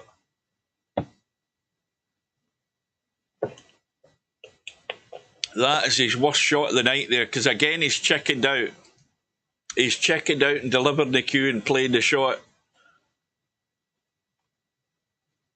And again, it's just the nerves are jangling. Now, again, you can bank this there and run into the, try and get into the gap. Or try and get up and bump something and get a good distance between the 2 of these. What the hell's he doing now? Again, you see, that's too one-dimensional. He went for the pot. And he should be ducking for cover. You see, all he's done is he's given control to Tommyy to do that to him. And Tommy's not come up with much better, though, it has to be said.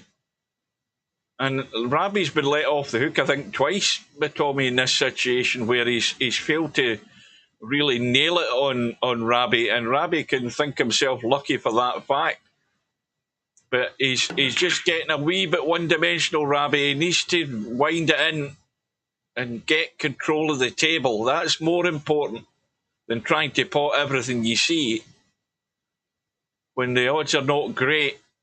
And that's what I keep talking about, is players using their heads. You can try and be a hero, but you'll generally end up looking a numpty at the end of the night.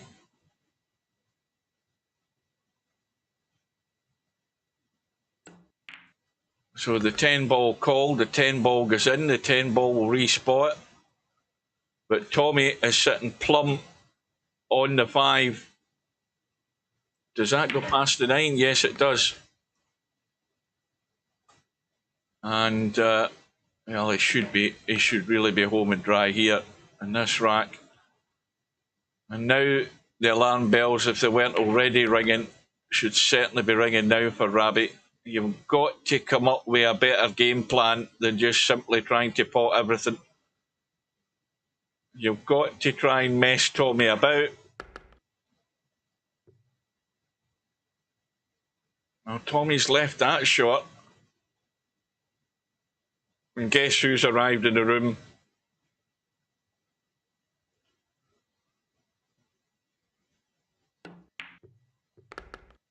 This is a good pace in the cue ball. That's very well played.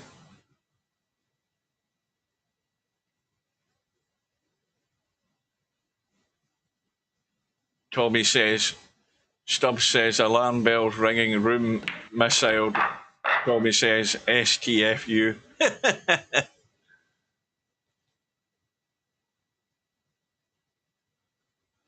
Well, Tommyy with a 5 rack lead again.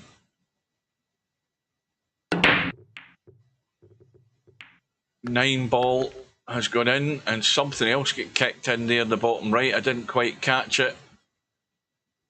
The 9 ball has gone, the 6 ball has gone. Nothing really doing on the 1 ball. Not really.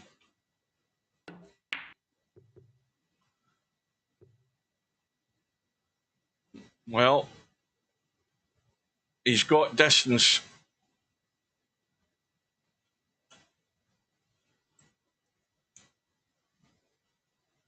Well, this is tricky if you're trying to bank the one and use the two as cover. Yeah, well, he's almost got it, but he hasn't quite. In fact, you know something? Tommyy might have a blast at this up past the 3. Nope. Again, he's looking for distance, and that's a good shot. This is still a good shot, simply because it's, you know, Rabih's having to get the right touch on this one ball at distance, and that's going to creep over the side pocket. Yeah, and it's, you know, it's brought out the mistake. Now, Rabih's got cover, and Tommy's had his fingers burnt from an attempt to jump earlier on in the match, so he's given up that idea to try and jump over the edge of the 4. Going for the kick. Oh, it's going wide. Right, so this now is, again, the true test for Rabih. He's got ball in hand. He's got to look at the table, which he's doing, and working out his path to getting out. Now, what he doesn't want to do is have to bump this 10 if he can help it. He doesn't want to be hitting the 10. He really would like to avoid any collision with the 10 whatsoever. Well, now he's got to now look at the angle that he'll have in that 4 if he stops this cue ball stone dead. He's going to have a cut back into the side.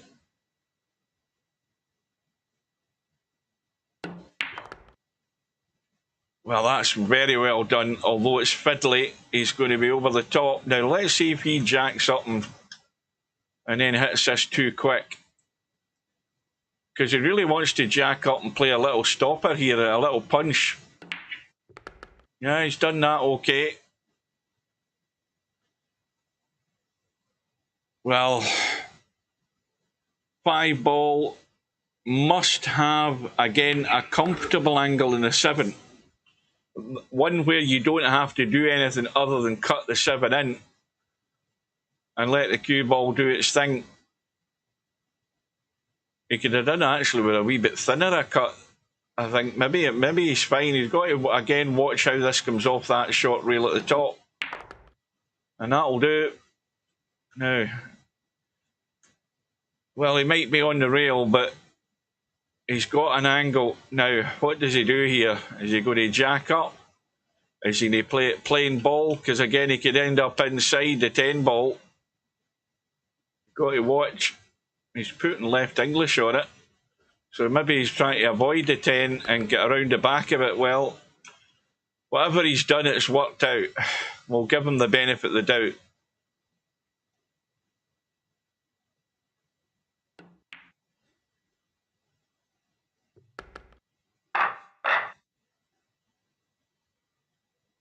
Back to within 4 and wanting to follow up.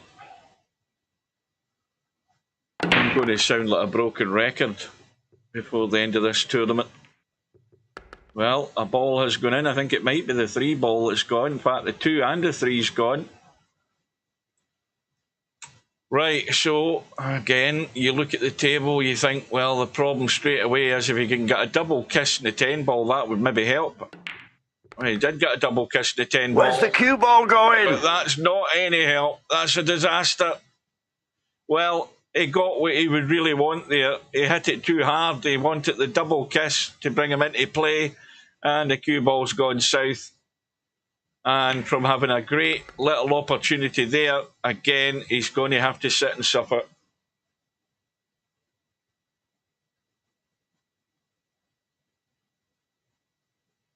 Aye, I think that's Coldest Pillow. I think you're right. It's something like that, his surname. Because that immediately rung a bell when I saw that. It's something like that. It definitely is. Is it Precher? Precher or something? I don't know. Goodness me. Tommy's at it as well. Tommy's blinked an eye there, folks. And he's hung the 6 over the side pocket. And all of a sudden, Rabih has been resurrected. Well, he's given a resurrection chance in this rack. Now, he's got to dig in here. He's got to kind of hit this and scratch the top pocket. Well, it's taken a good line, though. Very good line. And a good angle. What more can you ask for? Got to put this away now. He's been given this lifeline. This rack was dead and buried as far as Rabih's concerned. He'd given up the ghost. So now he's got to see it through. Now, you see what we said earlier on about him chickening out in a couple of shots.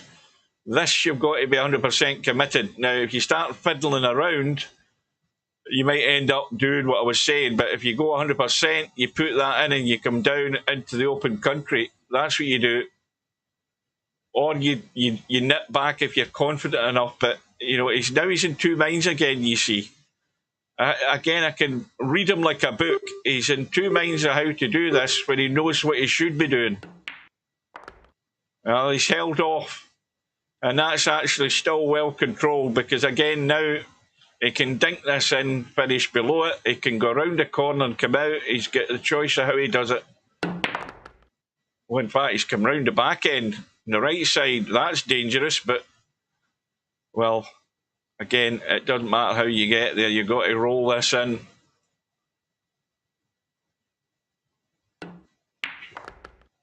And it's 2 in a row for Rabih. Well, the mistake from Tommyy this time, punished.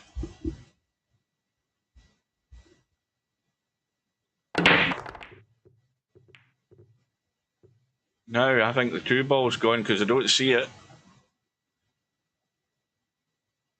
No shot in the window. So he's now got to come up with a good push out. With all of those balls being in and around the 1 ball, it would be pretty good odds that Tommyy could punch that 1 ball and get cover somewhere. So he's got to make a right choice here with this. And that's probably not bad. Although Tommyy can still thin cut the 1, push it down and spin across, maybe try and spin across as far as he can. Well, he didn't put any spin on it, and I think maybe that's the reason he's used the 10 ball. In fact, that's actually not a bad outcome at all. Now, Rabih's called. This is difficult. He's called it into the corner, trying to chip it. Yeah, he's got it full in the face. But that's probably more what he wanted. He'll settle for that.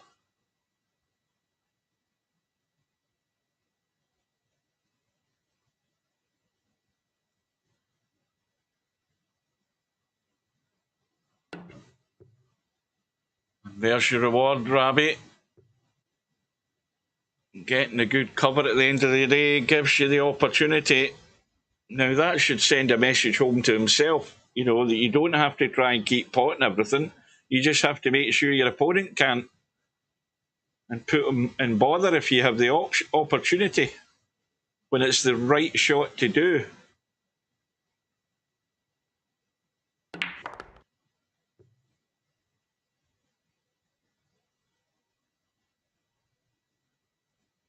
Yeah, Witt was talking about bloody Microsoft saying that Windows 11 was now available to Windows 10 owners without having to upgrade, and I said it was a pile of bull because Microsoft aren't telling anybody that, and I don't think it's official. This is just some bloody PC website that's come out with that drivel. Anyway, there's more important business going on here right now. This is a critical point in this match. Whatever way you look at it, it's so important that Rabih can hold himself together. He's showing a little bit of frailty. but he'll show a lot more bottle if he can get out in this rack and stick. And then the pressure starts going on Tommyy. It's how matches turn. Well, again, this is a complete dead weight drop into the side. Just dead weight, roll it so it goes in its last breath. But you're then, if you're not sure about it, then you have to make sure you're going to roll far enough if you're going to open up table for this 7-ball in there. You've got to, again, be committed one way or the other. So he's gone for the dead weight. He's got the little cut. Now, I'm looking at that for any little check, a little feather or right, just to bring it out and straighten it a bit. Oh, he's bottled out again, has he? Oh, he's got there. Well, I tell you, I would have panicked a lot less as a viewer if he'd finished there, but he's got there. And I'm rooting for Rabih to actually get himself back in this off his own back here. Because it's certainly a good sign of character if you can get over the nerves. But he's made a hash of that. He knows it. That's a semi-pro wiggle. He's bolt straight, and that's a worst. Now you've got to think, do I try and start pinching something here? He's jacking up.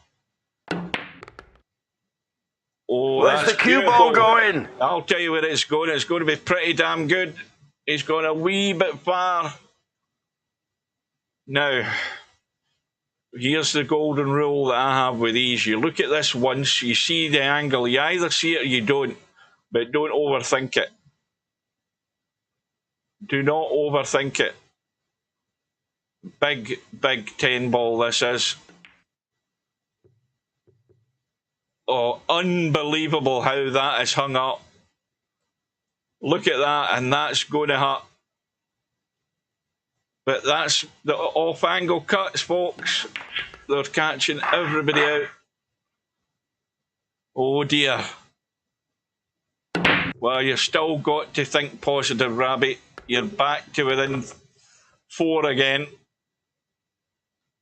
It's a big 2-rack swing if you start looking at it from the other point of view, because he was on the brink there.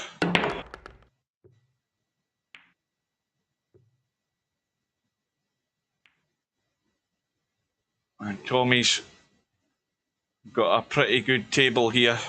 And this is a critical one. Oh, he's going too far. He's going too far. He's gone too far.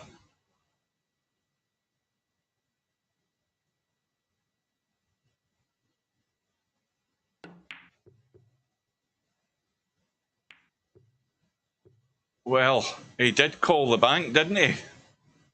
I think he called the bank into the corner because that's what he tried to play. Well, I don't know whether it's worth trying to come out anywhere left. He might have to try and tweak this and come down the short side here, because that's the problem right there. That was the problem. If you start trying to come out left side, I think he had to tweak that to avoid hitting anything. Has he still got a cut though? Well, I think the worst thing about it is, yes, he does. So he's going to be 100% all out to get this. Oh, he's got it. And how's his luck? Well, this time he's had a bump. And he's going to be certainly hampered with unwanted English in this cue ball. So he's got to get that right before he commits. And then look where the 8-ball is. Well, good luck with this shot. I mean, it's bad enough getting a 7-ball in the hole, but look at where the 8-ball's sitting. Oh, this has got to bounce or he's going to be ugly. He's going to be ugly. Oh, dear. Well, if it don't rain, it pours. He's got to roll dead weight to this. And that'll do.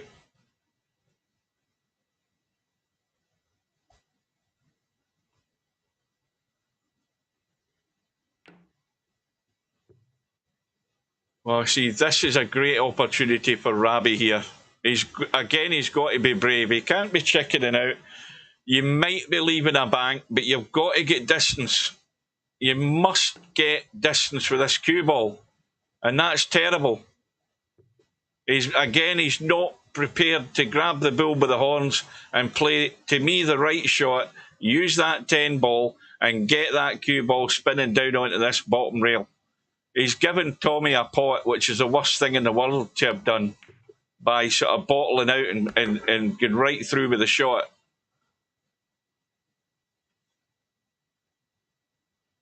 Well, this isn't a definite, but you have to say that it's more than likely going to go in, as long as the cue ball doesn't scratch. So again, he's digging in, and there's a mistake. Where's the cue ball going? Everything that you could do wrong with that shot, Tommyy, you've just committed it. He jacked up. He misses the pot by the country mile, and the cue ball goes south, and suddenly Rabih's off the hook again. He's got that little bit more encouragement to try and stay positive, but you've got to... you're just not 100% committed there in one or two of these shots, Rabih. If you can get that part of the game sorted, you're into taking this all the way. Just got to be braver. Tommyy should never have had a pot in that what was it, the 8 ball. He should never had a pot there. And if he'd played the shot the way I was talking about it, he would never have left him a pot. He could have left him a possible bank, but that would have been up to Tommyy to make that choice. But the cue ball would have been far better down in this bottom rail here. But now that is a thing of the past. Rabih's on the 3. The 4 ball's only really going into the side pocket, let's be honest. Is it? Is it going past that 7 and 8? No, I wouldn't give that a second look. I wouldn't be giving that a second look, because I would be playing that with a bit of bottom and right English to get up here somewhere, either short and I'll play it in the side, or long and I'll play it in the bottom corner. What the hell is he doing? Is he trying to duck? Or is he trying to squeeze it in? Well, it will go in off the jaw, but he's not going to be in the 5 ball. Yeah, I can't understand what Rabih's thinking was. I mean, by sheer luck, he's ended up in the 5 ball. But that was a huge ask to try and squeeze that in. Well, Tommyy seems like as if he's a man in a hurry now.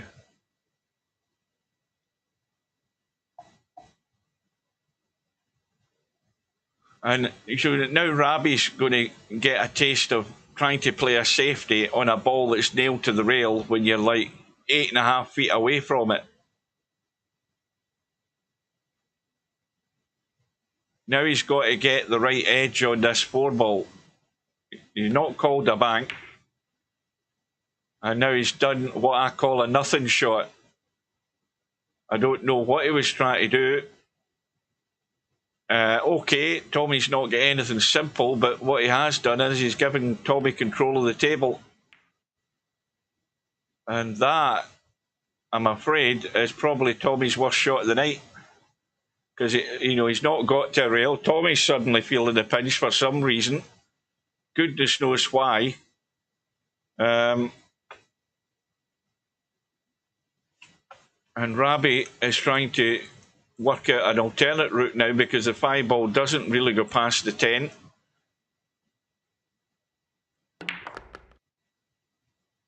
Played the stunner cross. Thin cut in the 5, not a problem. 6 ball, not a problem. 7 ball, well, the problem will be having the angle and executing the right shot to get out for that 8. Because the 8's not gone past. Well, he's missed the 5. I don't know how he missed that. And look at where he's finished the 6. So the first thing you do when you're potting the 5 is hit it with enough power that you're coming to the bottom rail to get into the table. So everything about that shot was wrong. And Tommy's done the right shot for once. That's what I'm talking about. You know, it's not a snooker, but Rabih's now got to play the shot where you use the 10 ball and be brave enough to do it and get it as thin as you can and get distance. That's the shot. Now, why he didn't do that 10 minutes ago, I don't know. And look at what he's ended up with. A bloody good safety.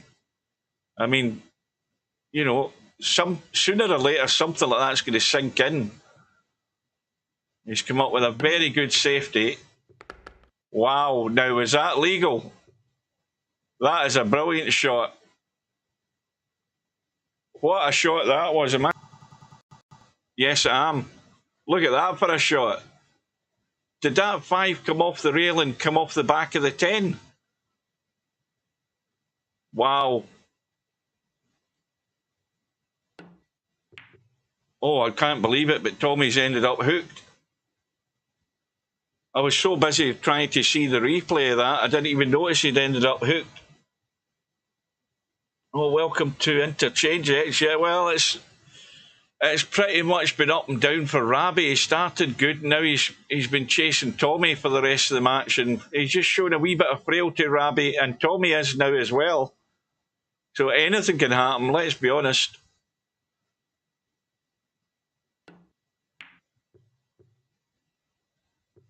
That's too heavy. Way too heavy. And again, it's calling Tommy's bluff, though. He's going to have to commit to make the pot and get out of there clean, which he should be able to do. And he's overcut it. And suddenly... Oh, hang on a minute, though. Hang on a minute. I was going to say suddenly Rabih's off and running again, but that ain't quite the case. Tommy's ended up getting a lucky roll. Now, is Rabih going to be prepared to try and do anything with it, an attempt to jump? The answer to that is no. Well, what a shot that was. And the cue ball spun stone dead as soon as it hit the object ball. It was still spinning.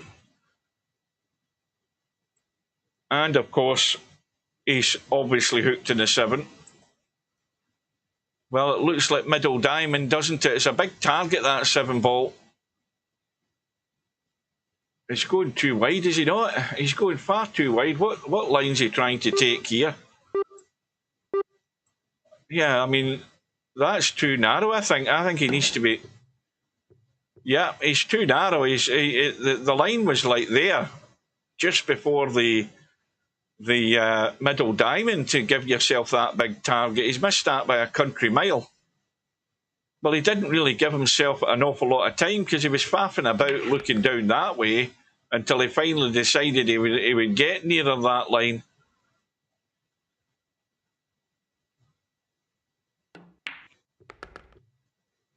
Well, he's ended up fairly straight again, I think, Tommyy. Yeah, bolt straight in the 9. But reasonably good in the 10. It's still one of them off-angle blind pot cuts. How's the old sphincter, Tommyy? Well, it's okay this time. And the gap goes back to 4. And Rabih's running out of racks. And Tommy's had a ball in the break. He's got a little drop in the 1. The 2 ball, I think, is gone. 3 balls not going anywhere in a hurry. And I'll have a quick drink before I completely lose my voice.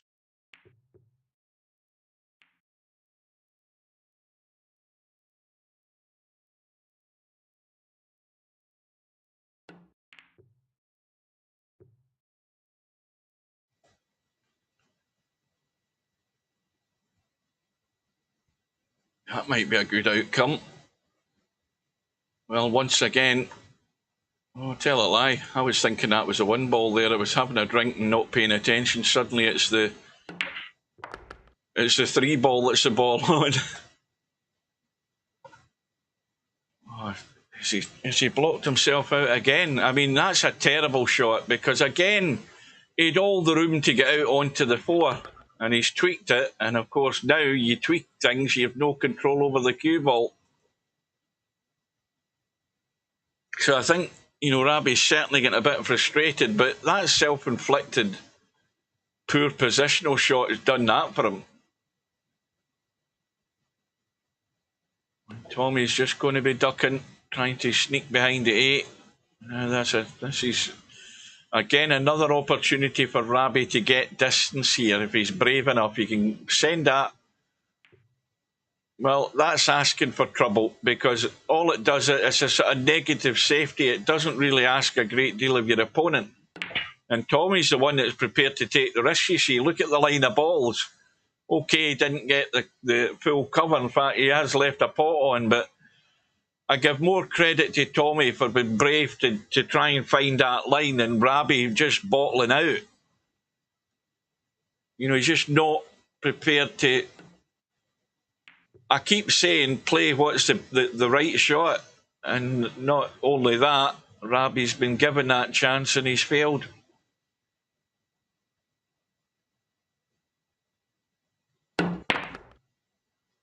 Hugh, have you seen the price of Magnum ice lollies? Well, I pick them pretty much every day, but I don't really pay much attention to the price of them. Well, listen, I need to keep my eye on this bloody match because mistakes are happening left, right and centre here. What's the price of Magnum's got to do with the outcome of this match? That's what I'm asking. Oh, now Rabih's been given yet another lifeline. And again, he's going to have to be committed 100%. He's got the angle. He just doesn't want to juice it too much. Get off the rail. Now, this is where you want to be pretty much nailed to the rail here. You want to be there. And then all you're doing is just rolling in and playing a stopper and a straight in 10 ball. Well, again, don't get any more ambitious than getting out and having a clean stroke on the 10 ball.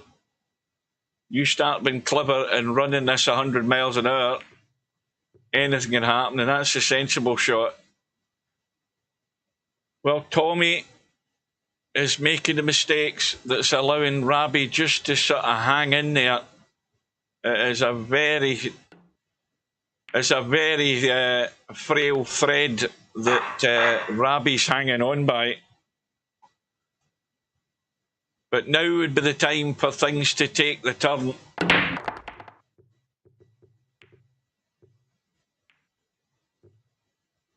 Now I think the 2 ball has gone again. Now this is another dangerous push out, and the reason obviously is that if Rabih goes down this way, well, that's I think the one thing he hasn't done is gone down that way because he could have been ducked away in behind these balls. What he has done is he's left Tommyy a shot, or he's left Tommyy the option to overcut this, sneak behind the 7 like that, and duck and dive like that, and that is a shot. That's the shot I'm talking about. And that's what Rabih opened himself up to. And this is why you have to give serious thought to push-outs. Because Tommyy has done exactly what I would have done myself there. I would have nailed him. That's a great safety. But having said that, it was staring you in the face.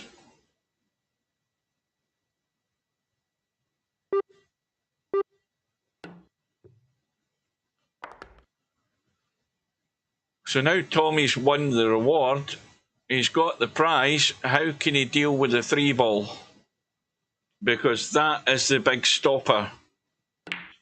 And getting out. Oh, he's trying to be really cute. He was trying to sneak right through the gap and drop right behind that 3. He nudged the 5 at the end of the day. Where's the cue ball going? Wow. Well, Rabih, if this was in a pool hall, he'd be jumping out his seat like a blue-ass fly. Now, he doesn't want to get overexcited here. He's sort of jumping around the table looking at where he's going, but he's jumping around excitedly. Is he going to have the nerve and hold it together to get back to within 2? But all the factors have to be in place. He has to be playing the right shot and not bottle out on it. And there's not really an awful lot to do. The biggest shot of the night in the break, the run out, is going to be from that 6 to the 7. And he most certainly doesn't want to end up going down the right side to get that, because that is a recipe for complete and total failure.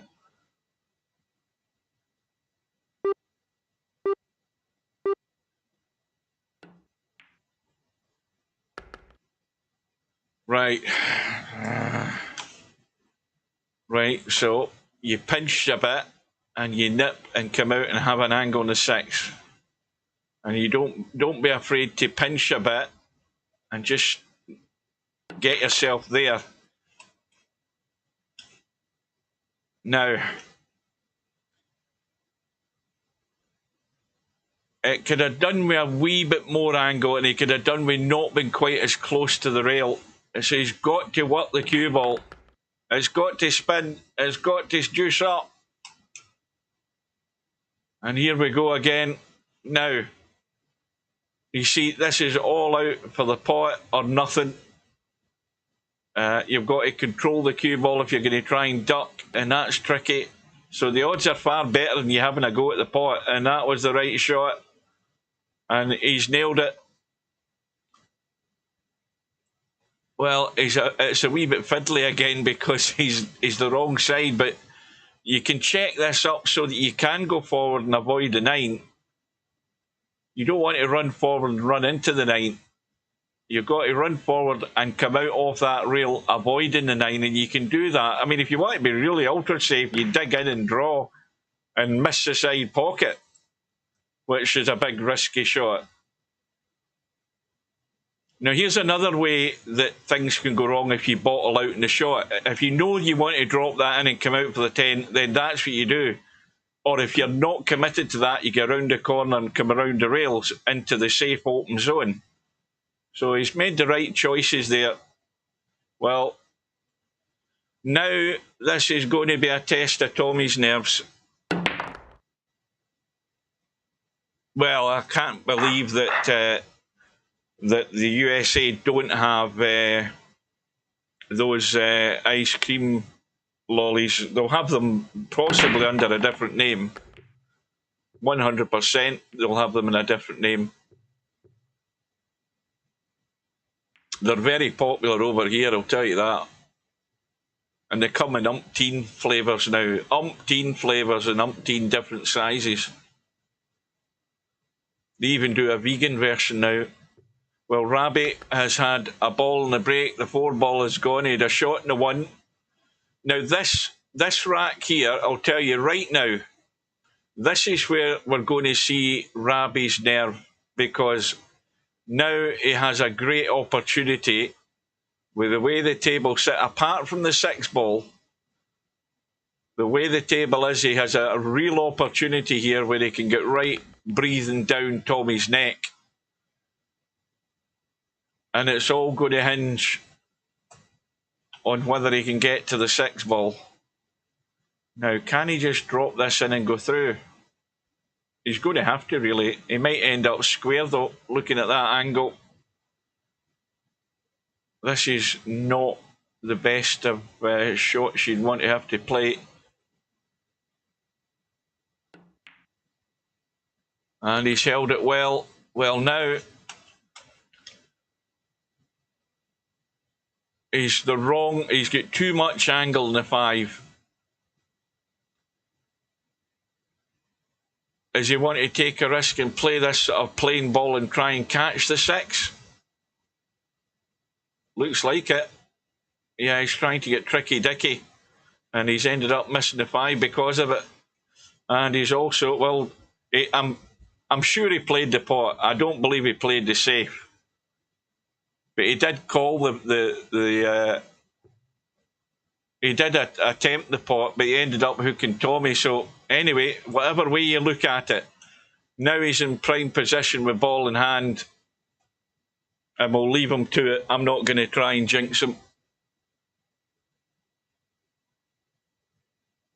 Well, how would you describe them? They're you know, it's a usual thing. It's a block of ice cream, like an oval, a thick chocolate on it, and it's, you know, the popular one's vanilla ice cream inside it, and it's like what we call an ice lolly over here, but it's not a lolly. It's ice lollies, water and ice and flavour.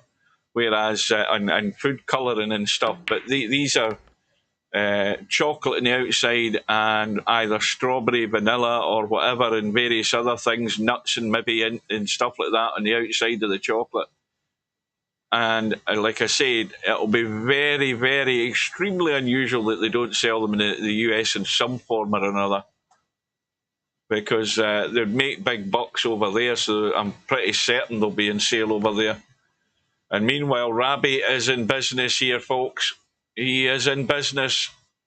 He's going to be back to within one, and I'm not going to jinx him saying that. Oh, hang on a minute. I might have. Hang on a minute. I might have. Now, he knows to stun across. You know. There we go.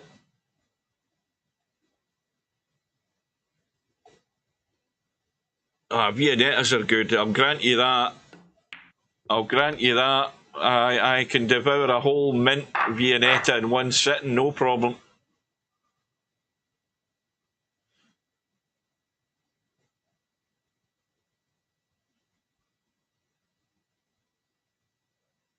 Well, Tommyy is off to the bathroom now. You see, Tommy's using common sense here. He may or may not be ready for the bathroom, but he's taking a break, and we will as well.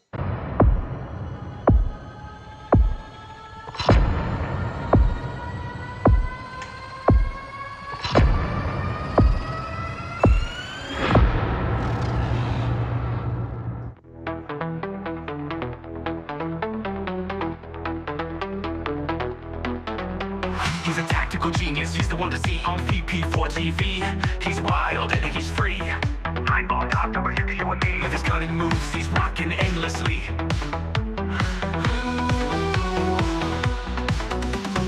Tables and cues, they bend to his will. Every shot he takes gives everyone a thrill. With a glance and aim, he works to the skill. In the ball, lights from the kill. Tables and cues, they bend to his will. Every shot he takes gives everyone a thrill. With a glance and aim, he works to the skill.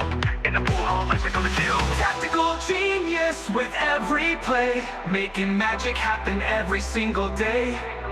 In the world of billiards. Right, we're good to go. And Rabih breaking one rack behind. The 2-ball has gone in the corner again. That 2-ball must have been going in that corner fairly regularly this evening, with that jack-up break that Rabih's doing. And he's got a shot in the 1 as well. Problem is look where the 3 is. He's got to try and get out of there. And there is a gap. There is a gap. He's bumped to 6 and 7. The 6 and 7. And the 6 has actually conveniently come down and blocked the path for the 3. Now, once again, this is tricky, but you can use the 6 as a stopper, and you can come up between the 4 and the 8 and get up table. He's calling the 6, I think, just in case, but I think he might be trying to play the safety here. I could be wrong. Well, he's went 100% committed.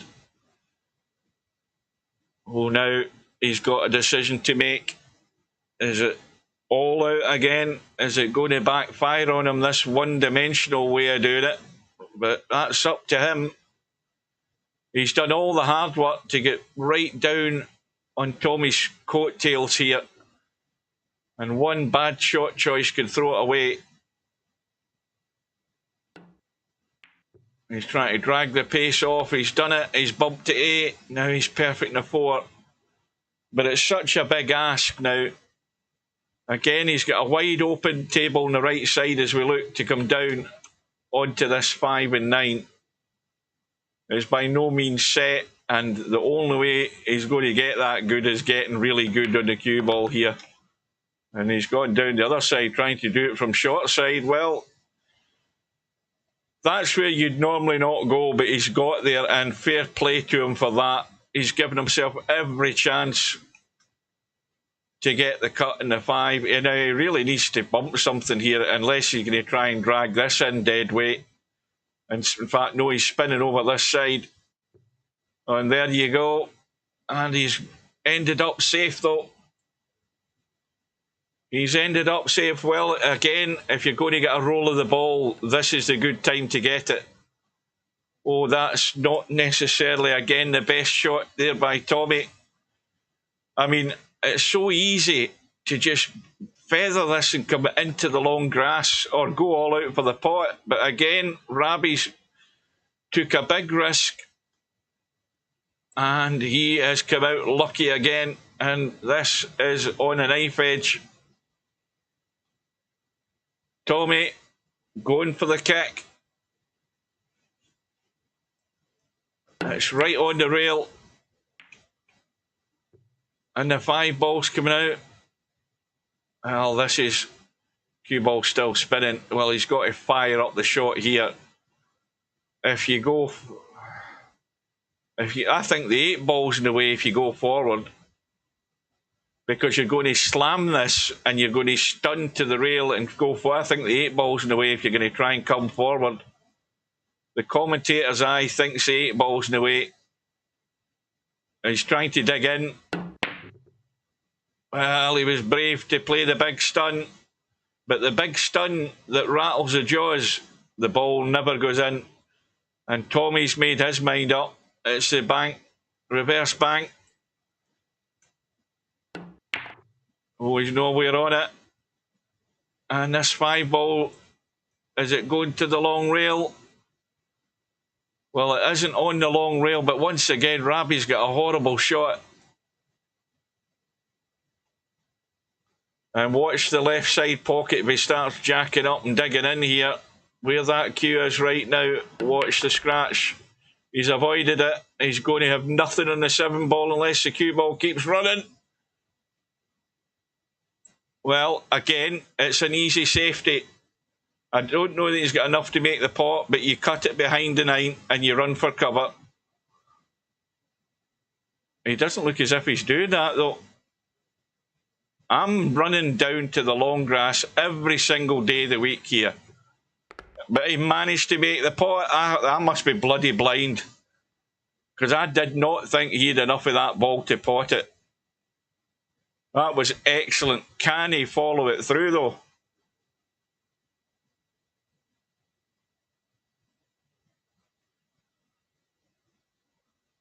Well, trailing by 1 on the brink. Oh, watch the cue ball. It's running. It's learning. Needs to slow up. Well, these are always a test.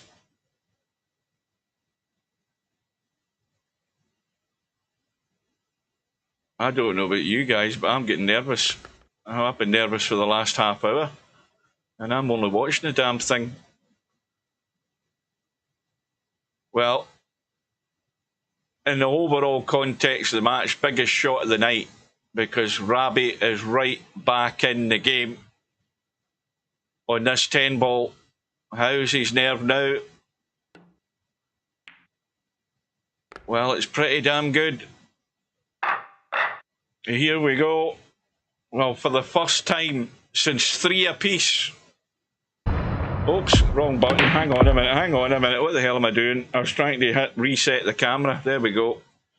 For the first time since 3 all, and Tommyy went 6-3 in front. Since 3 apiece, Rabih's had to work and hang on. The nerves jangling, and he's got himself back to 14 apiece. And came up dry. Tommyy had no shot, played the push out, one ball's nailed to the pocket. That's a horrible place to be. Now, did Tommyy play that? I think he might have called. He did call that. I don't know whether he called it into that pocket, but if he did, he was pretty damn close. Well, you would think that the nerves from Rabih would disappear now that he's see, now the mindset is different, can be different when you're now 14 apiece, because you're essentially starting the match again. But this is going to be a test. The 3 to the 4, the 10 ball's interfering. And he's trying to nip back. He's played it well. Okay, he's the wrong side, but he's good enough the wrong side that he can juice this up and get around. He can juice this up and get around on this side for the 6 ball. Now, I'm looking at that. I think the 7 ball could be in play here. But the only way you'll know is by going for it.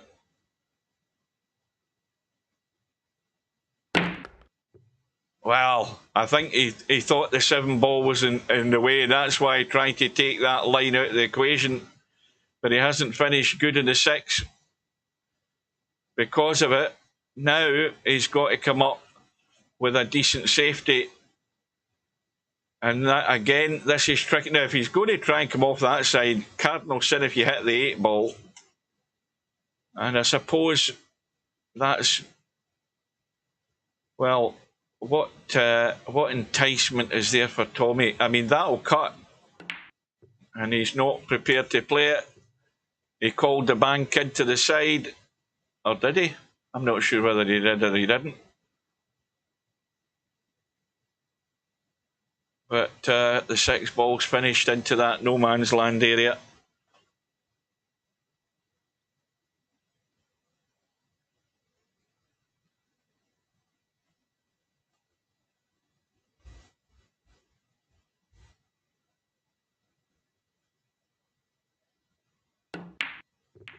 Well, he went all out for it.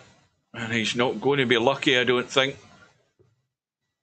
Well, now we're going to judge Tommyy on how his state of affairs are when he's seen that scoreboard dwindling down and that lead diminishing.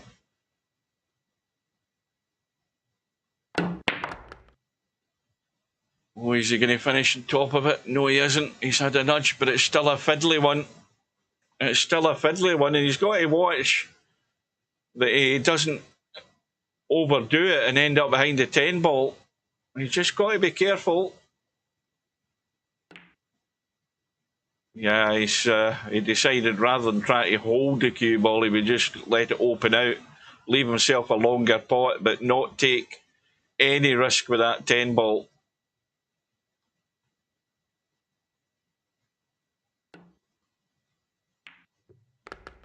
Eight ball right in the side. Oh, but look what's happened. He's at a brush in the 9. And he's having to call the bank again. And again, it's nowhere near a gimme, this bank. He's got to pick that line onto the rail, first of all. And it's catching a jaw. And it's catching a 10. And it's gone pretty safe. But it is a dead bank, this 9 ball. Even I might get this. This is an absolute stonewall dead bank. Oh, the cue ball needs to slow up because now it's in the 50-yard line. It's neither here nor there. One way it scratches, the other way the cue ball's running loose, but it's called into the side. Now this is past the halfway line, this 10 ball. He's got to be careful. Where's the cue ball going? The cue ball is good, and all of a sudden, Rabih's in the lead for the first time in the match, I think. 15 racks to 14. Playing the stopper again, and the 6 ball gets kicked in. He's got a cut back in the 1. He's guaranteed pretty much. In fact, the 3 balls went also, hasn't it? But that is guaranteed he should have a shot in the 2. Yeah, this is the testy one.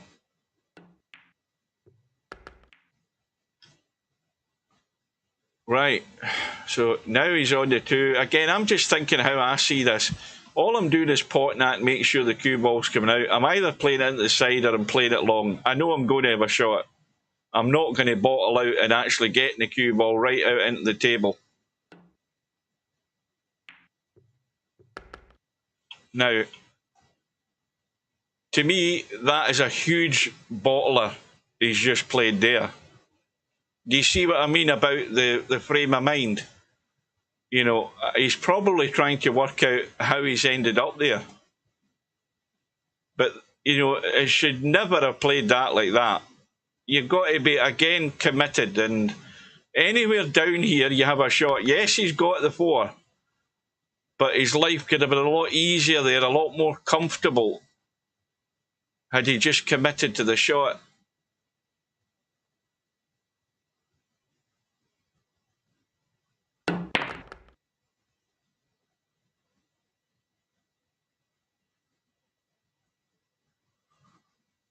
Everybody's stealing your break and they're all better at it than you.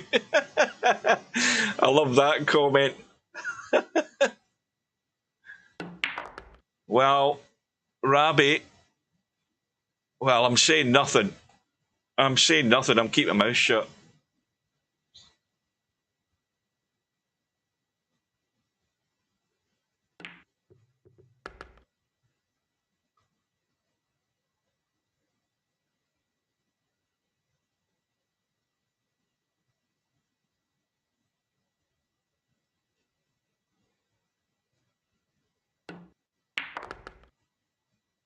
Just needs to slow up. Oh, again, he's got a big... Well, it's got to go in the side, hasn't it? He's not going to play this into the corner. He's got to play it in the side because this has got scratch written all over it. Wow. He could be in the hill in the next 10 seconds. And he is. Well, what a fight back. It's not been 100% convincing, I have to say. But it doesn't matter as long as you hang in there. And Rabih's done that so far. And breaking for the match. And he might be dry. And Tommyy is at Last Chance Saloon.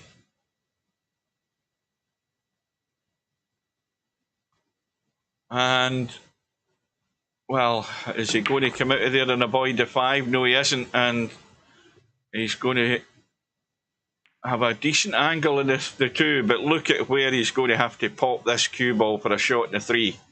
This will be some shot. In fact, he's not even prepared to take the risk. The problem is, he hasn't got it safe. Now, I think if you just drop this in dead weight, even if you brush the 8, you're always on the 3. You can't be thumping this in. You've just got to play it dead weight and drop dead off the back of that 8 if it comes to it, and have a shot in the 3. And that'll do. Well, Tommyy, if you're going to play a safe, you've got to get it safe. Because it could possibly be your last shot. There's a strong chance it won't be because of where the 8 ball is.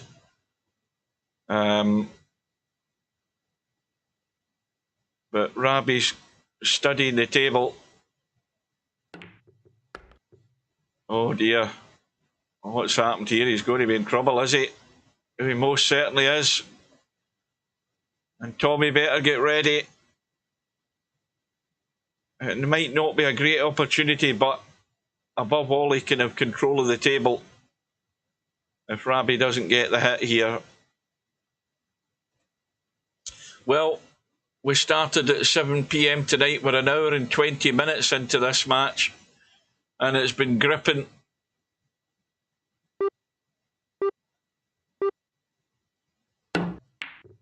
Well, Rabih's got the hit, and the cue ball's going in a good direction.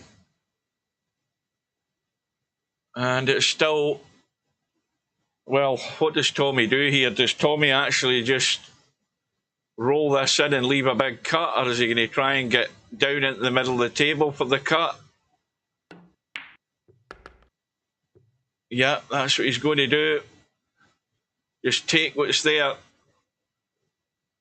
Now, he'll be unlucky where he's not going to be able to see this 6 ball. Ideally, he wants to, if he bumped to 7, it wouldn't do him any harm. Used all of the pocket, so this is still not going to win him the rack.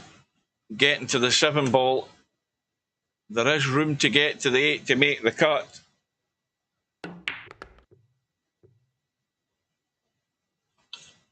And he's hit it too far. Well, now, big decision time. Is he trying to tuck in behind the 8 and 10? Now, what? He called a pot. Did he call? What did he do there? He is trying to duck. But he hasn't got it. Again, Tommy's failed to get... I mean, that wasn't a difficult safety there. But he's overhit it. Now, what does Rabih do? That 9 ball again is possibly in the way, and he's nailed to the rail. He's got to blast this 100 miles an hour, and he's not taking the risk. He's going to take what he's got. He's going to take what he's got. Well, make or break. I mean, if he comes out of there clean, it's got to be match ball, this 8 ball. He's got to have a shot in the 9 if he can come out clean, even if he brushes the 10. He's got to be coming down that side. Where's the cue ball going? Hang on a minute. Goodness me. Unbelievable. You could not write the script. Unbelievable. Wow. He's missed the 8. Scratched the cue ball. And Tommyy lives again. Just get up onto the 10. Oh dear. Where's the cue ball going? Oh dear. Wow. You've got to laugh. I'm telling you, the two of these guys have just shit themselves in the last 30 seconds. I think I might be touching cloth watching this. Well, here we go. It's not quite hill yet. Tommy's still got work to do. He's still got work to do. Did he get a ball? I think he did. I think the 3 ball's gone. And he's not really got anything encouraging in the 1 either. Doesn't go past the 4. He's trying to duck behind the 4. This looks a good line. The 1 ball's leaking out. It's still a good cover. Good safety this time, Tommyy. And now Rabih's got to get really lucky. I think there's a line to get to that 1 ball. But it's a very fine line. You might have to check this up with right English to get an edge in that 1 ball. I don't know whether he's trying to spin it. See, I think if he'd went that line, but maybe played it with a bit of right English, you check the cue ball up so it straightens off the rail to catch that 1. At least that's the way I would have played it. But you know, it doesn't matter now. Tommy's now got a chance to take this all the way. So the nerves will be jangling. The pressure is on. Yeah, that line wasn't there, but I think the only way to affect that line would be a bit of right English and try and check the cue ball off the rail to straighten it and, you know, adjust that line that it comes off the rail at. It was difficult to judge. He's got to miss the 5 here. He doesn't want to run into that. I don't know whether he can avoid it. This is a bit thin cut. Well, in fact, it was that thin a cut. He was nowhere near he was going to hit the 5. I should have went down and had a look. Well, again, this is one of these wee fiddly cuts. You really just want to get out into the table. So 2 rails. but you don't want to go too far off the second rail. And this is a good test of pace, you know, controlling the pace of the cue ball. Well, he's having to go across again, and that's probably the best way of judging it, rather than trying, you know, going that 2 rails where it's more of a judge of pace. He went to 3, and that's not bad. But you've got to dig in to get the stun working, to have, you know, so that you can hold for the 7.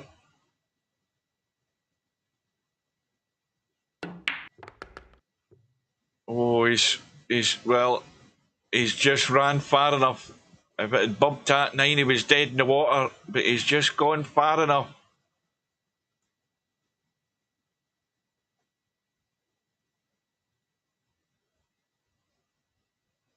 Well, this is match of the tournament for me, just for the excitement, not knowing what way it's going to go. Rabih looking sort of dead in the water, mid-match, just hanging in and staying in and getting there, and Tommyy been under pressure, and Tommyy has the chance to go all the way. Now, what does he do here? Is this a little draggy shot to try and draw the pace off the cue ball? Now, this could get ugly if he goes in the middle of the 9 and 10. He's got to be careful here. In fact, I think it's too thin for that to happen. Yeah, it's far too thin for that to happen. Yeah, a lot thinner than I thought it was. Well, it is squeaky bum time, folks. He's got a dodgy 9, bedhead territory, and the 10 ball still to go.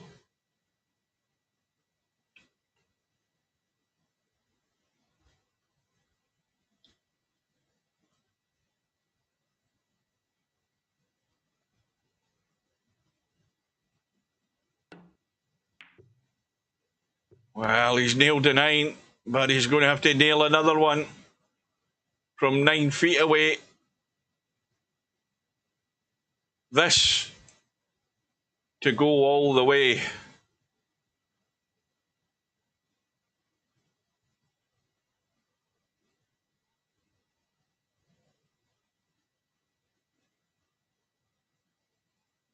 Well, maybe that little bathroom break has set Tommyy right, and he's nailed it. And here we go, folks. Well, good luck to both of them.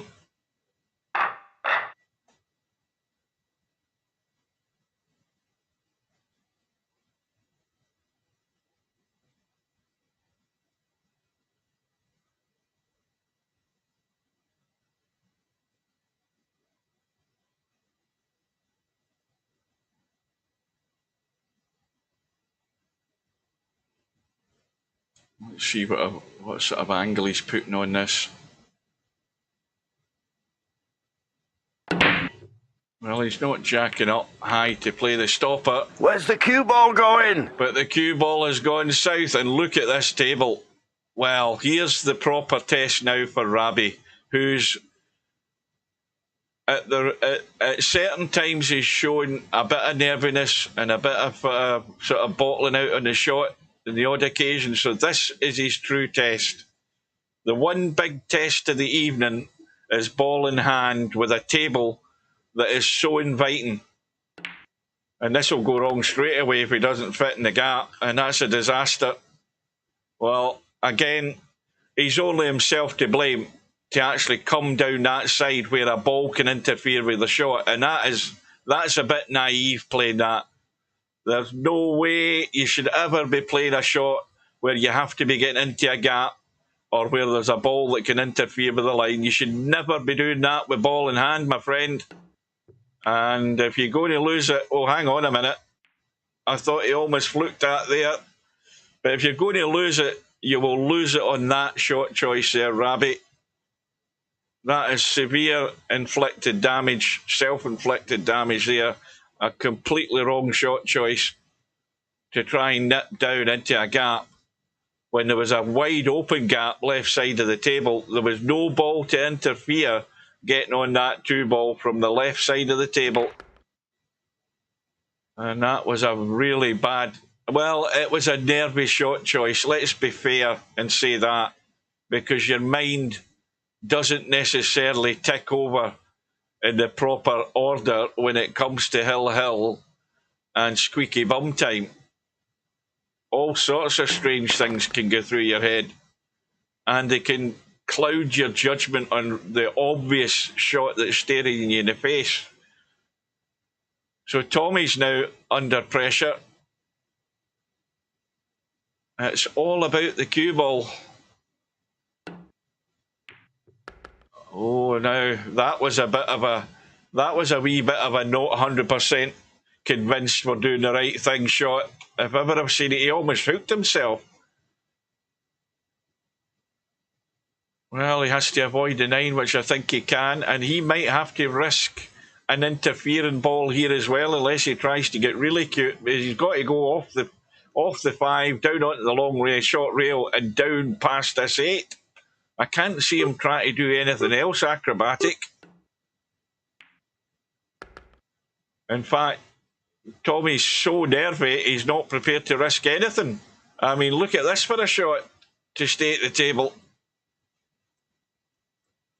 Well, if he thinks he's got the cojones to hang in there and leave this, good luck to him.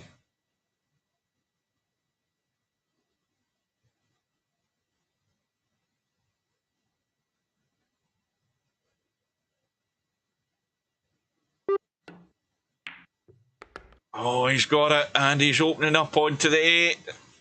He's staying away from the 9, but this is still a tough shot. Now, all the time you want to just go forward and run down the right side. I mean, if it was more comfortable, you would jack up and play the stun draw and come across. It looks as if he's going for the second option. Anything but nailed to the rail. Well, it's awkward, and it's awkward because of how he's sitting. You've got to work the cue ball. You've got to jack up. You've got to jack up. Oh, he's played it well. Watch the side pocket, but the spin has done the trick. And Tommyy, unless he has a howler, is going to fall over the line and win this match.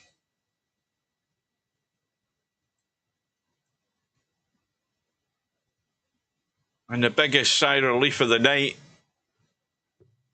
is from Tommyy from Germany, who has beaten Rabih from the Lebanon by 17 racks to 16 after 1 hour and what the hell was it? 2.5 hours. Yeah, it's 9:33, 2.5 hours, probably the longest match of the tournament. I'm not far off. I think there was maybe one was longer, but there's been none like this so far. What a great win for Tommyy. Tommy's decided that a race to 17 is way too long. Well, I think we'd both agree that in terms of the fact that it's went hill. But it certainly takes a lot out of you. But that's the test of big tournaments. You've got to play the distance. You've got to hang in there. And very unlucky to Rabih. But I think in the overall scheme of things, Tommyy probably deserved to win, mainly because although he started to sort of bottle out a wee bit as well, and you know, nerves are jangling for both of them. But I think over the piece, Tommyy won out. He got the edge because he had that little bit of edge, you know. So it was a very good effort, and well done to Tommyy. And extremely unlucky to Rabih. But Rabih's not out of it. And again, he'll be a danger on that one loss side. And you don't want to bump into him again. But, you know, Rabih just needs to get that sort of little frailty out of his mind and play that right shot. Because there was a little odd one or two where he just didn't follow through. But other than that, it was a very, very good performance on the overall scheme of things. Because that's, you know, he had to hang in the match and he did it. And that's a long way back from 3 apiece and going 6-3 down to get yourself back into it and take it all the way. So made it really enjoyable to watch as a viewer. So I hope you all enjoyed it, guys. Now, before you go running, unless there's any change in the schedule, which I haven't double checked, but I'm going to go with the schedule I've got. The next match is tomorrow afternoon. Hopefully, if Damon turns up, and provided Coldest Pillow turns up and doesn't bottle out. But we have a match at 3 p.m. Greenwich Mean Time. That would be, 10 a.m. Eastern, whatever it is, Pacific. And that'll be a second round match. I will be there for that. And then there's Whiskey and who is it? Linus or somebody. I think it's Linus in the evening. And then Sergresh Bedhead. I'm not sure that'll go ahead. I think Bedhead might get a walkover. And then finally, Wink at Me, Spectre Dawn next Monday. So I hope you enjoyed it, guys. And remember, anybody asking, they can go to the playlist and watch any matches that they've missed. They're all there for you. I'll add this one as soon as we're done. So I hope you enjoyed it. Thanks for your company. Take care. And I will bid you good evening, folks. See you later.